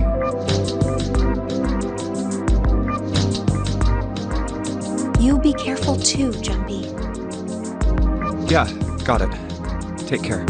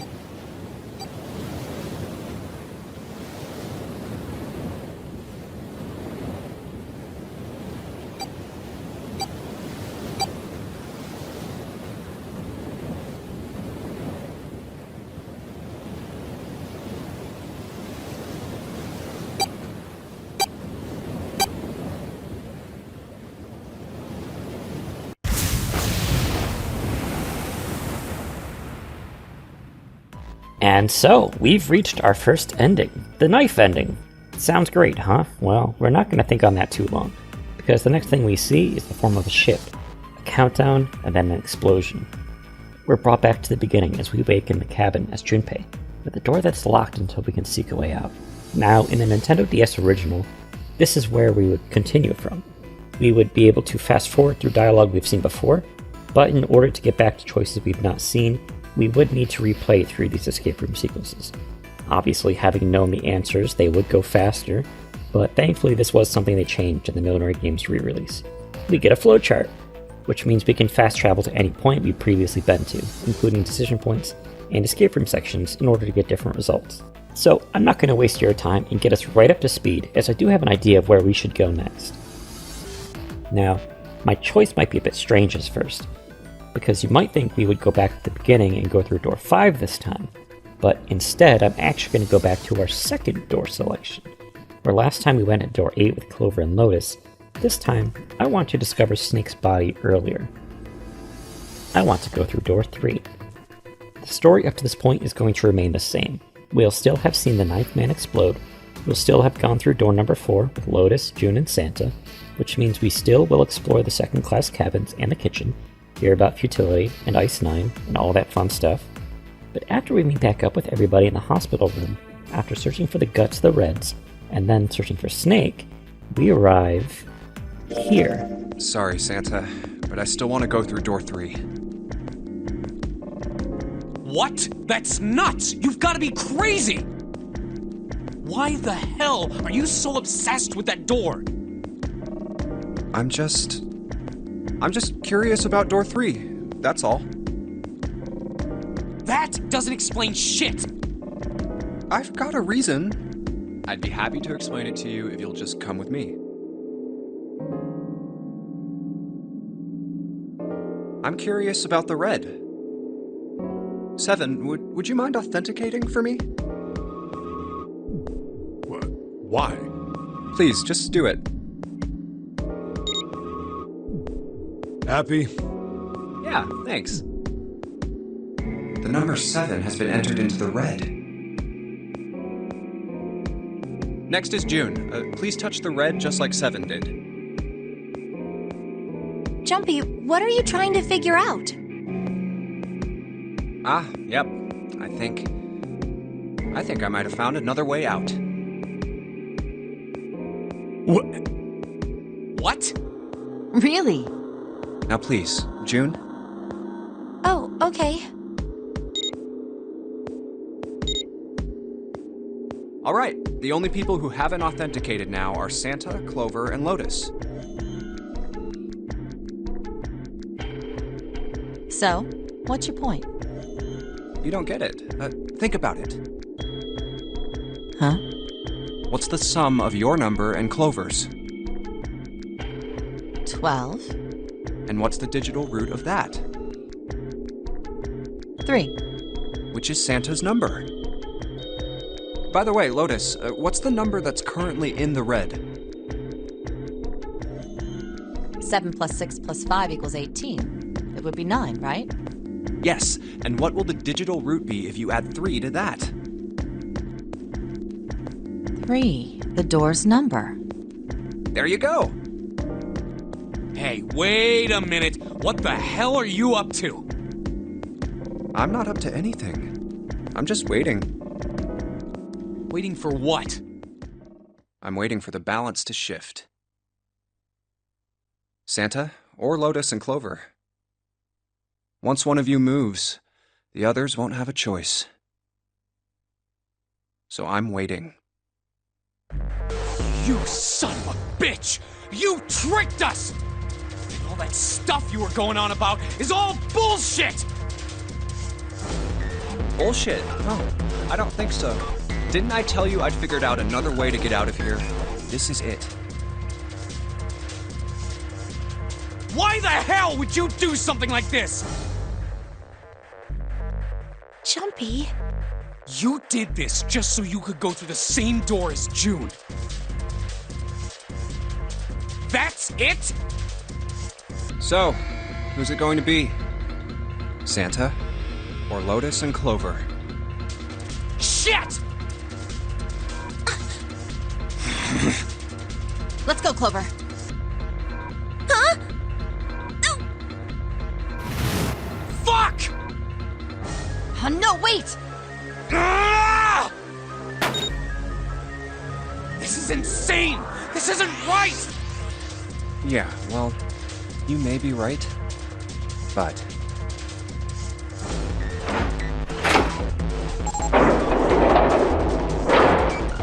Go!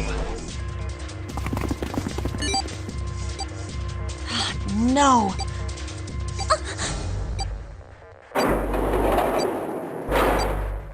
You son of a bitch, Junpei! This isn't fair! Do you realize what you just did? You leave them out there, and they can't... Shut it! That's enough! We gotta find the dead or none of this is gonna matter! We got less than a minute left. No time for screwing around. Get moving! Damn it! You and I are not done yet, bastard! Where the hell is it? Over there! It's gotta be behind the door! Damn, it's pitch dark inside. Can't see a thing! No, wait! I found it! The dead's right over here! Ugh! What? The floor's slippery! Hey!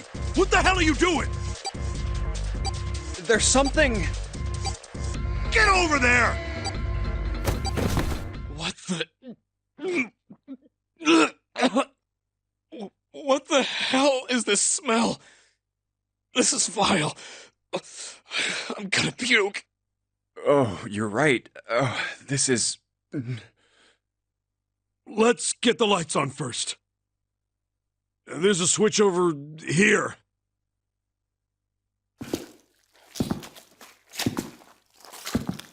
Okay, guys, I'm flipping it on.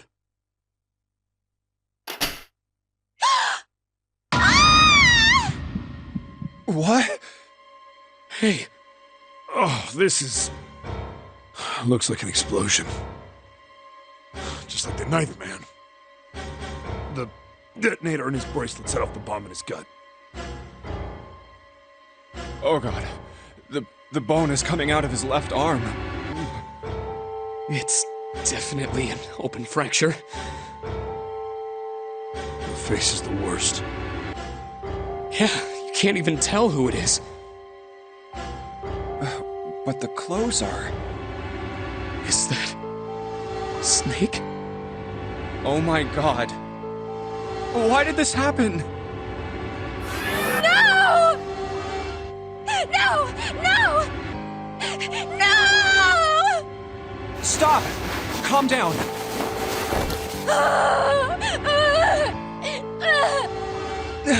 Hey!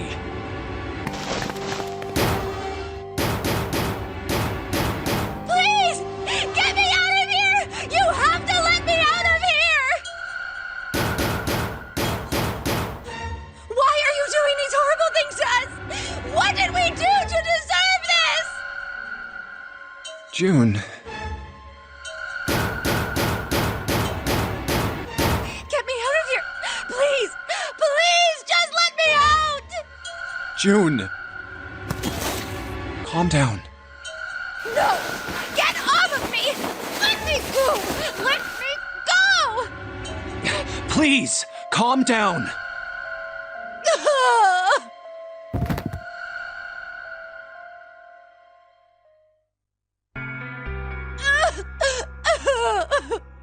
We're gonna be fine. It's gonna be alright, June. It's going to be okay, Connie. I'll be here with you, okay? Thank you. Thank you so much, Jumpy. Do you feel better? Yes, but I'd like to stay here. For a little while, at least. Jumpy's body is so warm. Now, behind door 3, we get to explore the shower room in total. The shower room is one big rectangular room with tiled walls and floors. The room has a series of 4 to 5 shower heads lining one side of the wall.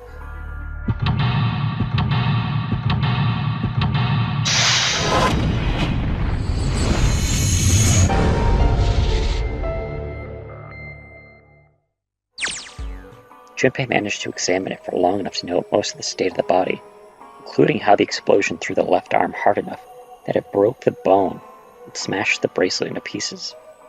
After picking up the broom in the utility stall, June will speak up. The rabbit hutch. Huh? Oh, you just reminded me of it. The rabbit hutch, I mean. How did I remind you of something like that? Jumpy and the broom. You're always playing around with the broom in front of the rabbit hutch. I was. Don't you remember? You mean, you don't remember that summer either? Of course I remember. How could I forget something like that? It was terrible.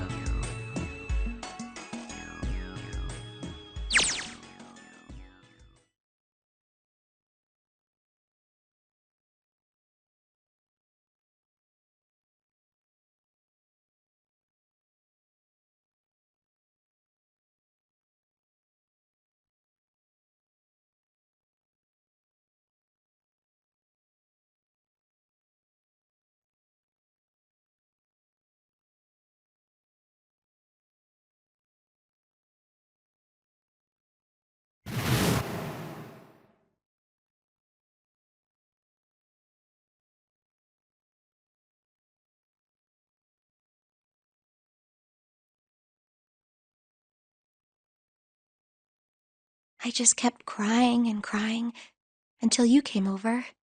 You held my hand, and you looked very serious, and you said, "Don't cry. I'm going to catch the person who did this." After you told me that, I finally stopped crying. Well, the real fun started after you quit crying. You told me we were going to catch the killer together.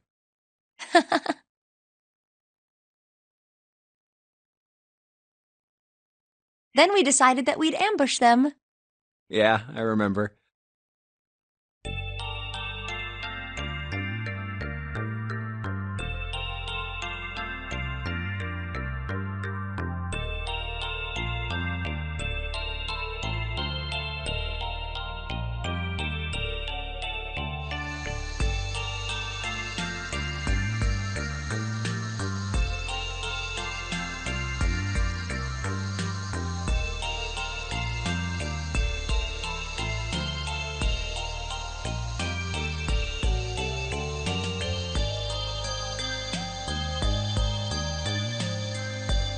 But the murderer never showed up.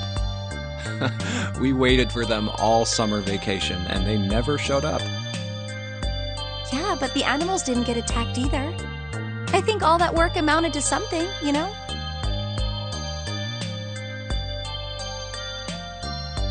Although, you know, if you think about it, we were probably taking on a lot more than we could handle.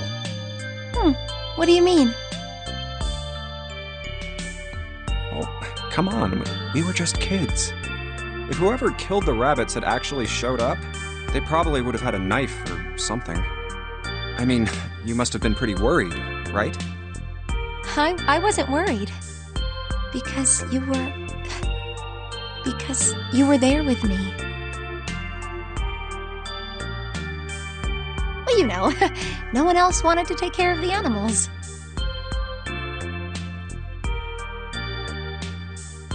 I was the only one who asked to do it at first. Yeah, well, boys don't really want to bother with taking care of animals, you know? Well, yeah, but you asked to do it after I did, didn't you? If it wasn't the rabbits, they were going to make me do something else. You know how that school was. I figured it'd be better if I was working with somebody who wasn't too much of a loudmouth, right? Somebody who wasn't going to tell on me if I felt like blowing it off. Really? That's why you volunteered? Yeah, it is.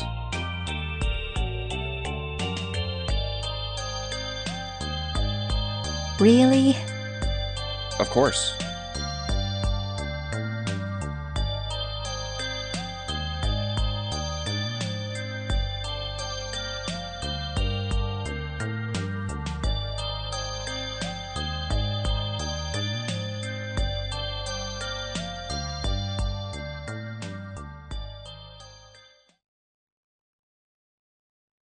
Well, we don't really have time to be walking down memory lane like this, you know?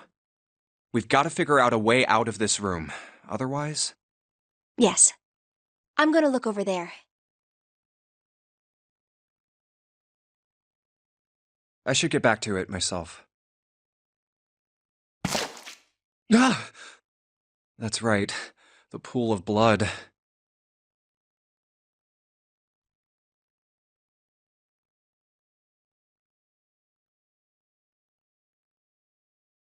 Going on and on about old times right next to a corpse? What were we doing? Well, maybe it was because we're in this mess.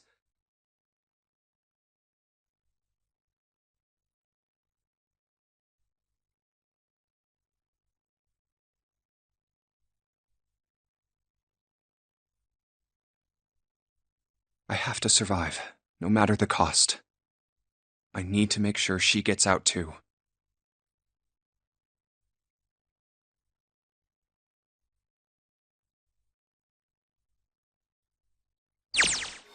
While unscrewing the thermometer, Santa will strike up a conversation with Junpei, speaking rather cryptically on the temperature. No, I can't say I ever thought about that. At 107 degrees, the cells in the human body start to die, and the organs begin to shut down. The proteins in your cells start to harden. It's like when you hard-boil an egg. Even if you cool it down afterwards, it won't go back to being a raw egg. In other words, it's dead. That's why thermometers don't go past 107. There's no point. Oh yeah? But it's pretty rare for a fever to get that high. Even viruses and stuff don't usually drive the body temperature up to 107. Of course, there are other external things that could. Like what? Well, let's see. Something like getting locked in a sauna. Or getting thrown into an incinerator and burnt to death. Yeah, I guess that would get a little hotter than 107 degrees Fahrenheit. Now, the puzzle of this room is pretty cool. We combine the broom with the toilet paper to reveal a side-tail cipher, where the act of rolling the paper and then writing where the paper is overlapped here. And throughout all of this, we know from previous branch that the reward from this room is the Mercury keycard, which we used to previously access door 2. Now, before we move on, there is one message here that's kind of cute that I did want to mention. It's a tin bucket. Hey, Jumpy, do you remember back in elementary school when you spilled all of our paint across the whole classroom? They made you clean it up, and all they gave you was a sponge and a bucket just like this? Hey, come on now. Can we just leave the past in the past? Once we get out of there, we regroup with the others back in the hospital room. This time we've come out of the unmarked door that Seven had previously propped open with the screwdriver. He's done so this time here as well, but we align with the group on basically all of the same things we did last time, with the addition of Snake's corpse. We even have the same talk about Zero being one of us again. From here on out, the bell rings once again, we have 3 hours left once again, and now we begin our search using our newfound keys, and we are headed to the number 2 door. Going into door 3 guarantees us a slot in door 2, with Seven and Lotus. In here, we find the confinement room. The confinement room isn't so much a room as more a short hallway with several rooms, sort of like the cabins we discovered back in door 4. The hallway branches into 2 with 3 doors to the left, 1 to the right, and a door at the very end that's unable to be opened. The 3 rooms to the left are simple rooms, holding an old dirty bed that's even worse than a third-class cabin, a sink, small mirror, divider that gives little privacy to the toilet at the back of the room. The leftmost and middle rooms are mirror images of one another, and the third door leads to a similar room, where the only notable exception was the lack of light, save a single shaft down the middle. The locked door at the end has the word emergence spelled out with tiles on the door, and upon finding the dead, the group decides to split up to search the individual rooms of the short hallway. Seven to the leftmost rooms, and Lotus to the middle room, while Junpei jumps between the 3.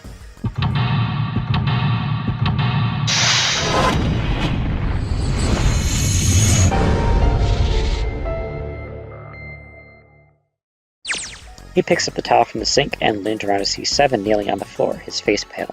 Are you okay, man? Ugh. You're sweating like crazy. Are you all right?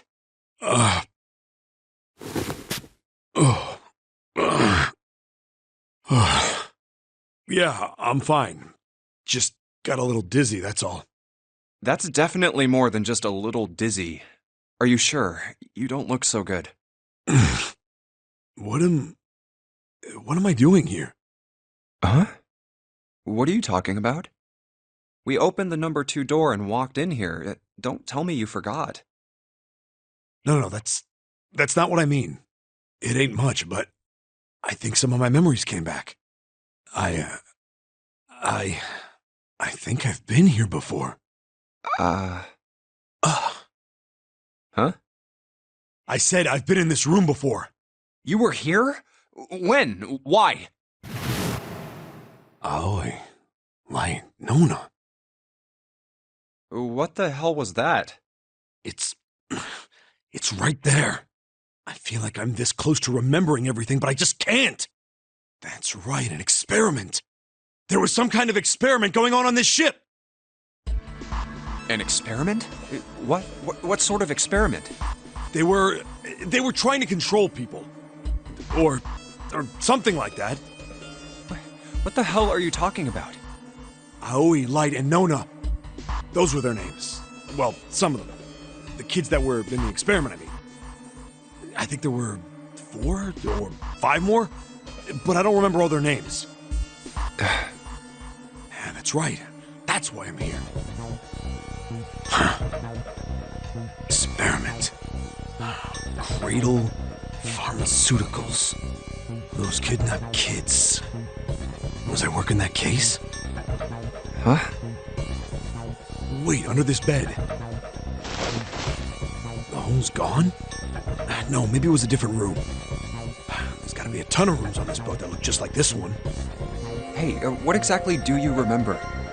Maybe you could stop talking like a crazy person and tell me what's going on here. Well, it's not like I really remember everything. I've only got bits and pieces, and they're scattered and don't make much sense. I don't care. Tell me the bits and pieces then. Okay. From what I can remember, I think I was a cop. A cop? Yeah.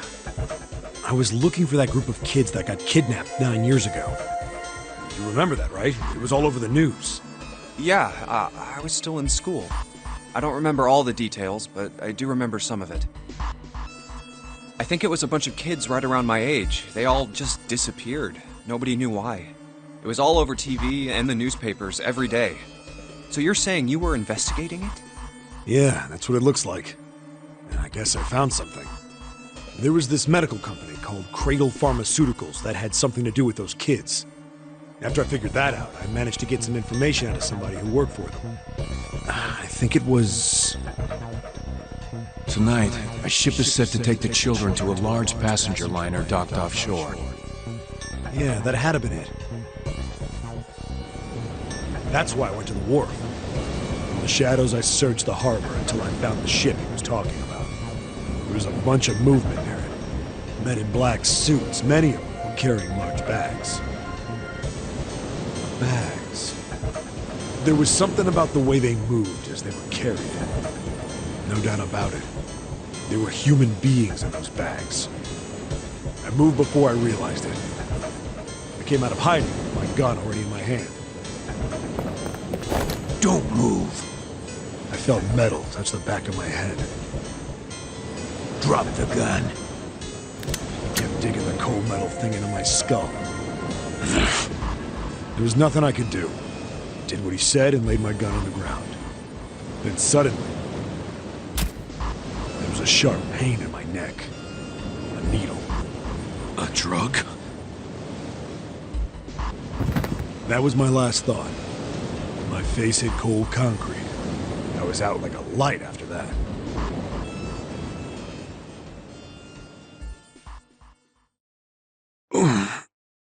I woke up on a hard floor. Damn it! Shit, my head hurts. Where am I? A small, shabby bed, a dirty sink, a toilet with no privacy. I'd seen it countless times as a cop. I'm in a cell, huh? Facing the toilet was a door set into the wall. I was still pretty woozy, but I made my way over to it. I pushed and pulled on it, but...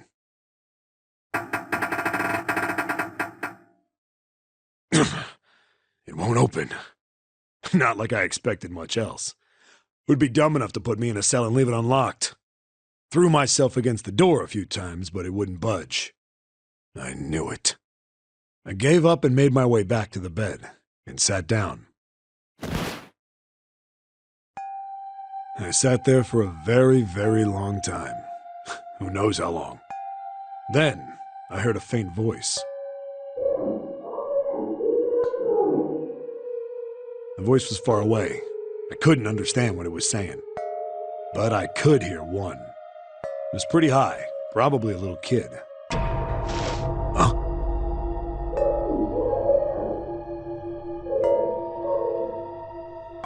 No, it was several.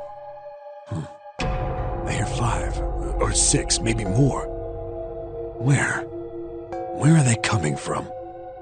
I pressed my ear to the wall and tried to listen through it. No, that's not it. Left. It's coming from under the bed? I hauled on the metal frame and flipped the thing over. And there it was. The bed had hidden an air vent under it. The hole in the wall was covered by a metal grate. I dropped flat on the floor and peered through the grate. I couldn't see shit, but I knew it in my gut. This was where those voices were coming from. Hold up. Why are there kids here? But then what my inside man told me popped into my head. Tonight, a ship is set to take the children to a large passenger liner docked offshore. Whoa. Am I on that ship? It didn't matter. All I knew was I had to get to those kids. I checked out the metal grate. Could I fit? I stuck my fingers in and grabbed it. And then...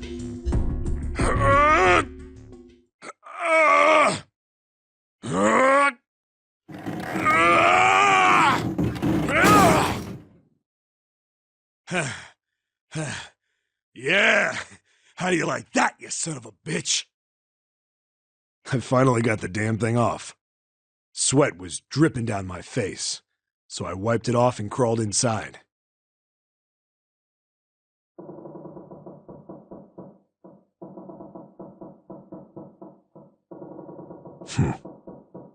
Hey, what happened after that? I don't remember what happens after that.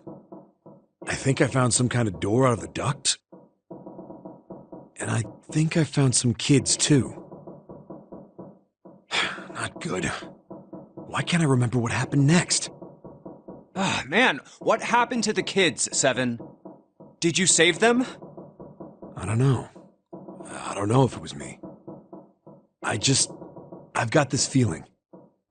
I think one of the kids died. A girl, I think. Huh? Anyway, just please don't ask me anymore, okay? I really don't remember anything else. It's fine. Don't push yourself.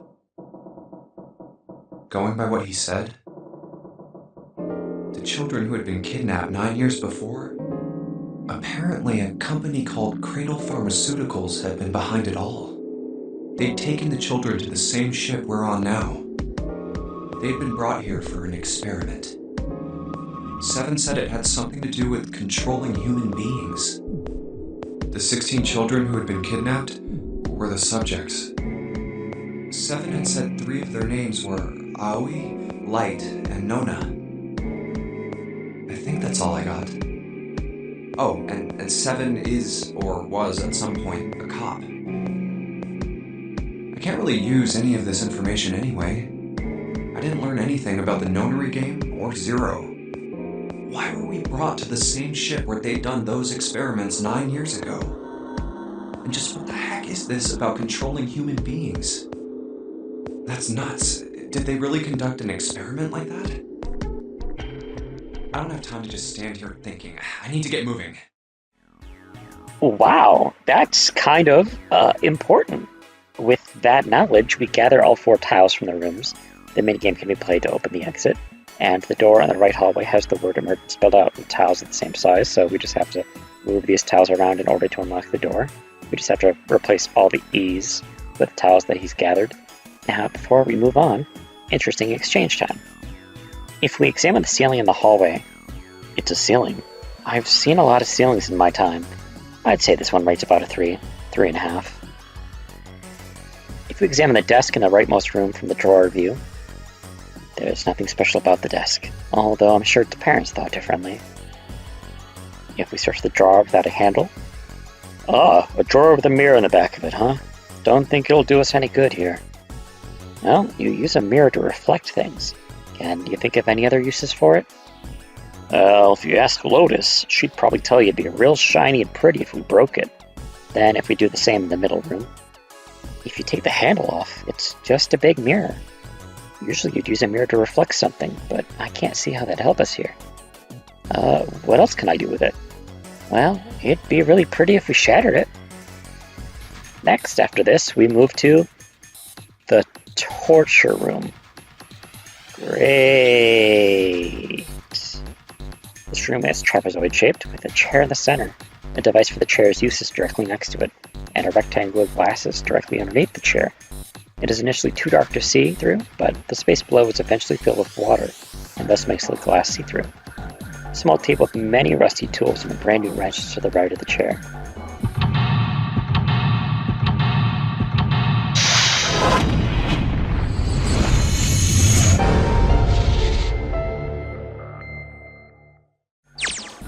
Part of the puzzle necessary to leaving the room, one of the three must be subject in the brain experiment. As 7 is too large to fit in the chair, only Lotus and Junpei are eligible subjects. Lotus volunteers to be the subject, and Junpei unsuccessfully tries to convince her not to. She hesitates before she gets into the chair. Look, do you think you could do me one last favor? Don't say last. You're making me nervous. Just listen. If something happens to me, I want you to tell my daughters. Tell them that I loved them very much. No, tell them that I will always love them. Daughters?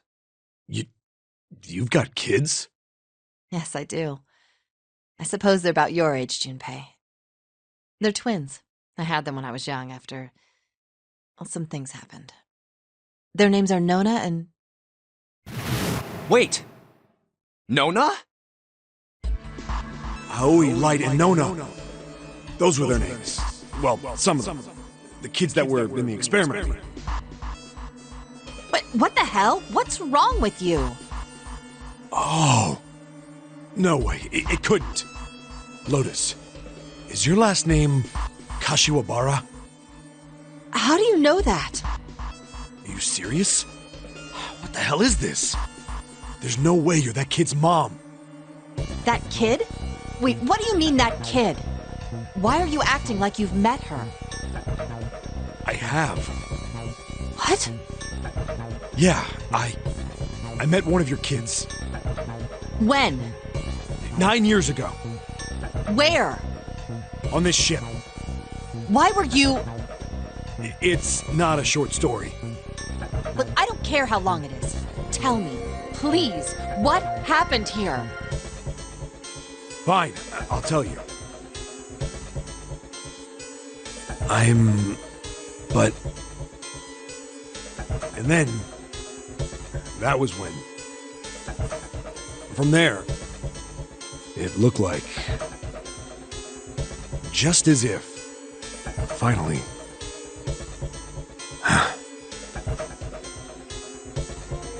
That's all I remember from 9 years ago. Oh my God. Everything I've been looking for the last 9 years. The person who had all the answers was right here. Looking for? Yes, that's right. 9 years ago, my daughters disappeared.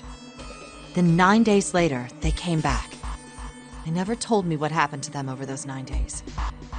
I took them to the doctor, but I was told they hadn't been hurt in any way.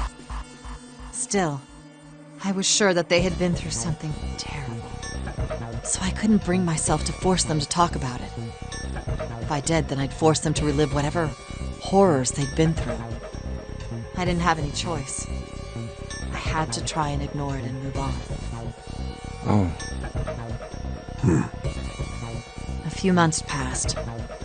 Gradually, they started to act like they always had, before they disappeared. They smiled and made jokes and did all the silly things kids do. It got harder and harder for me to ask them about what happened.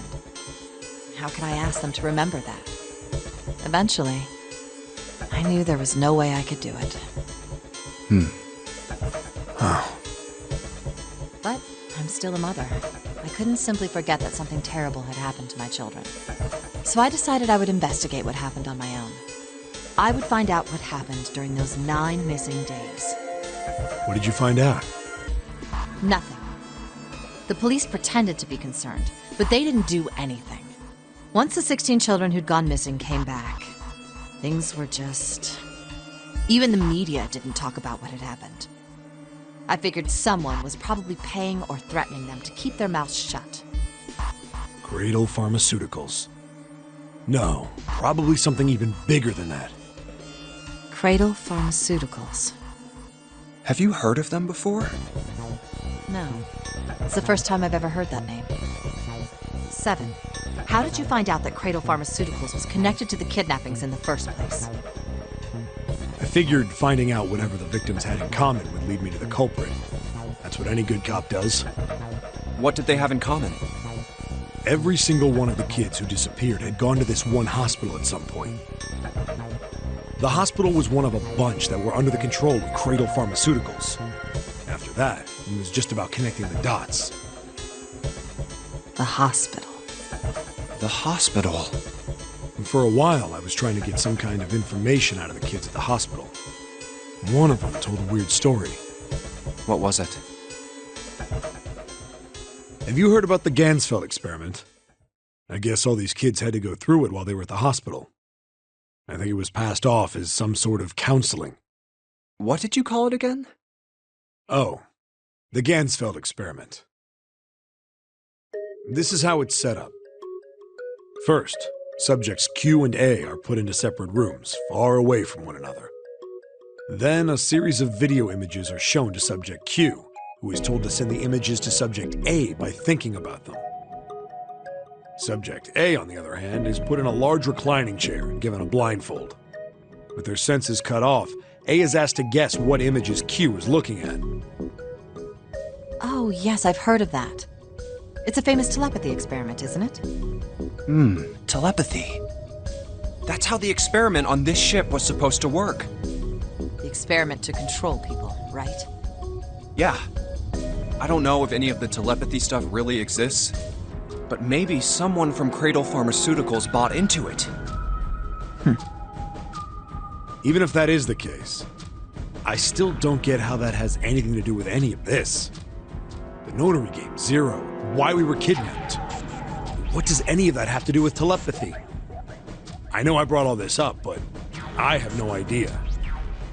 Maybe none of this stuff is connected after all. No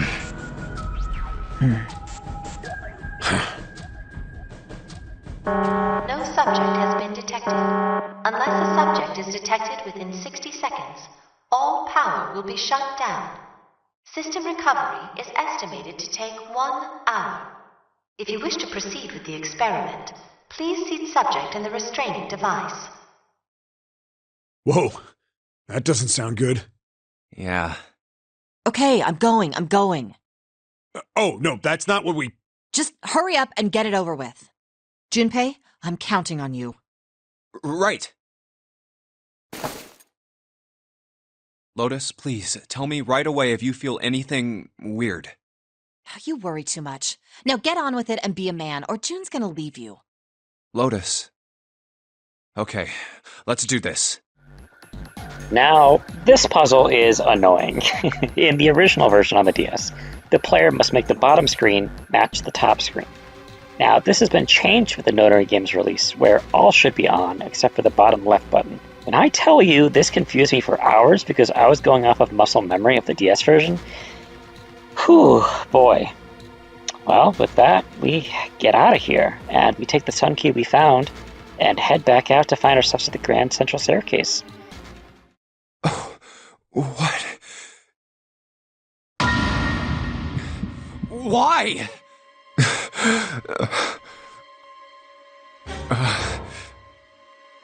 What the hell?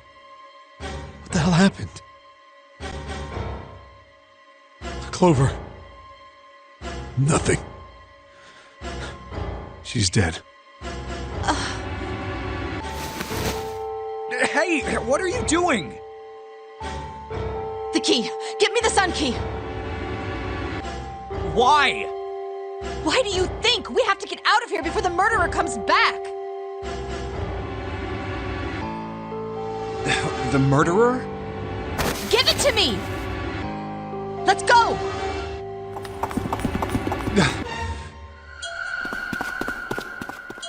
Open! Why? What happened? Nothing. Nothing happened. I didn't feel it unlock. Oh no. Is it the wrong key? I don't know. Maybe. It's open. What the hell is this?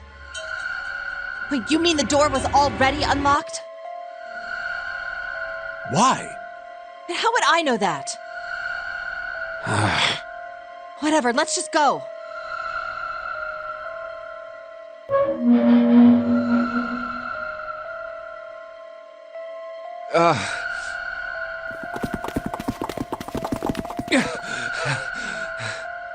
What the hell is this door?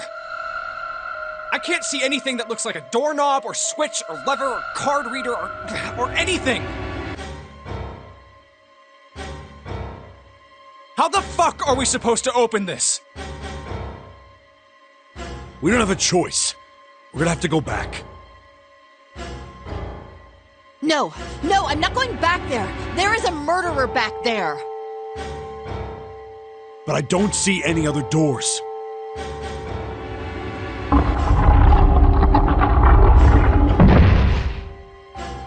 No way. It opened by itself. It's an automatic door? Look, guys, I've got a really bad feeling about all this. The other doors were already unlocked, and this one's automatic. We haven't seen anything like this before. Bad feeling.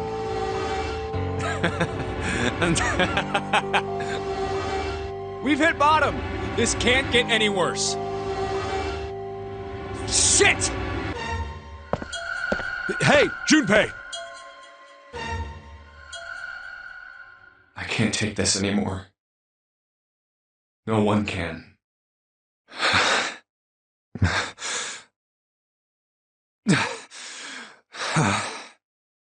No. It's a lie. It's gotta be. This can't be real. No. It's impossible. If it's a dream, just wake up already.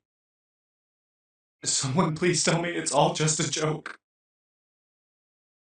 I'm imagining things. Yep, that's it. This is all obviously a lie.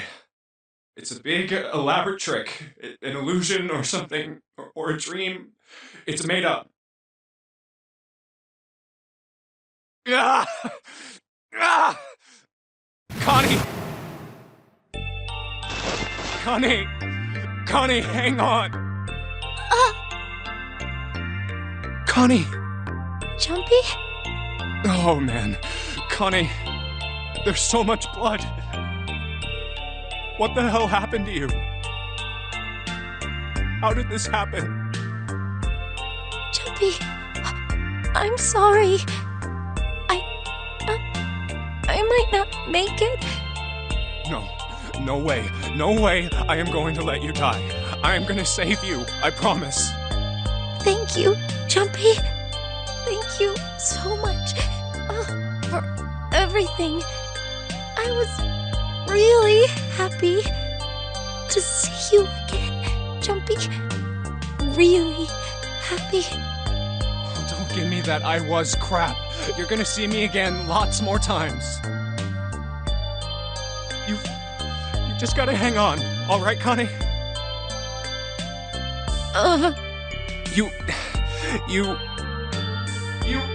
Ow, what can I do? Damn it!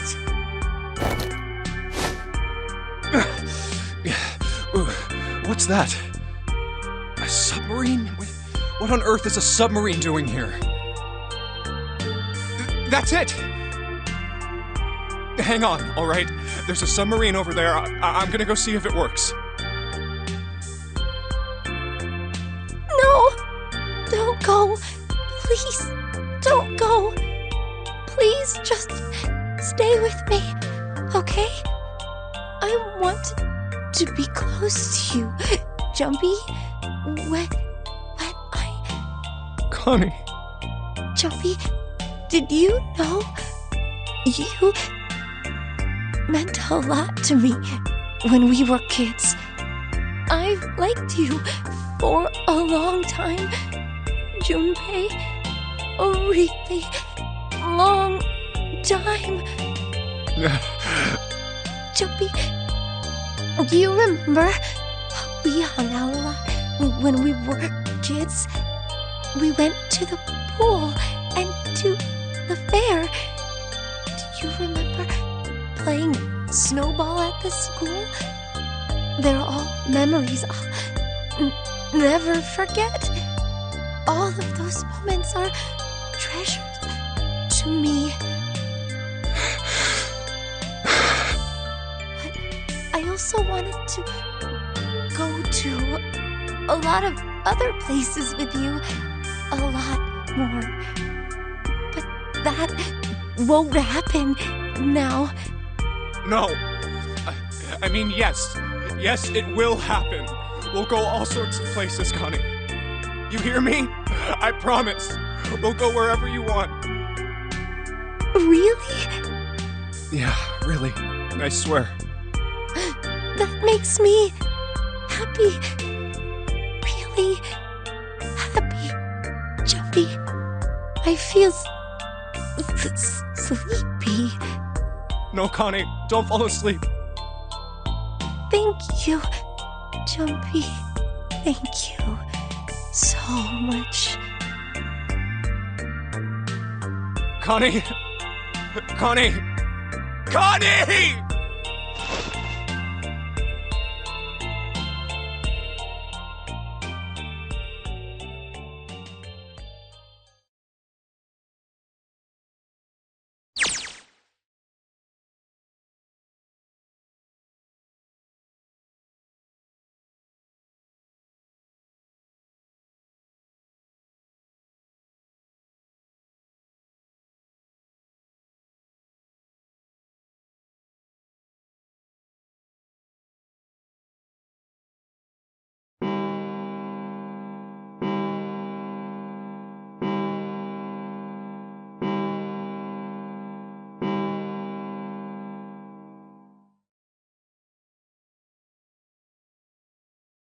$5 o'clock.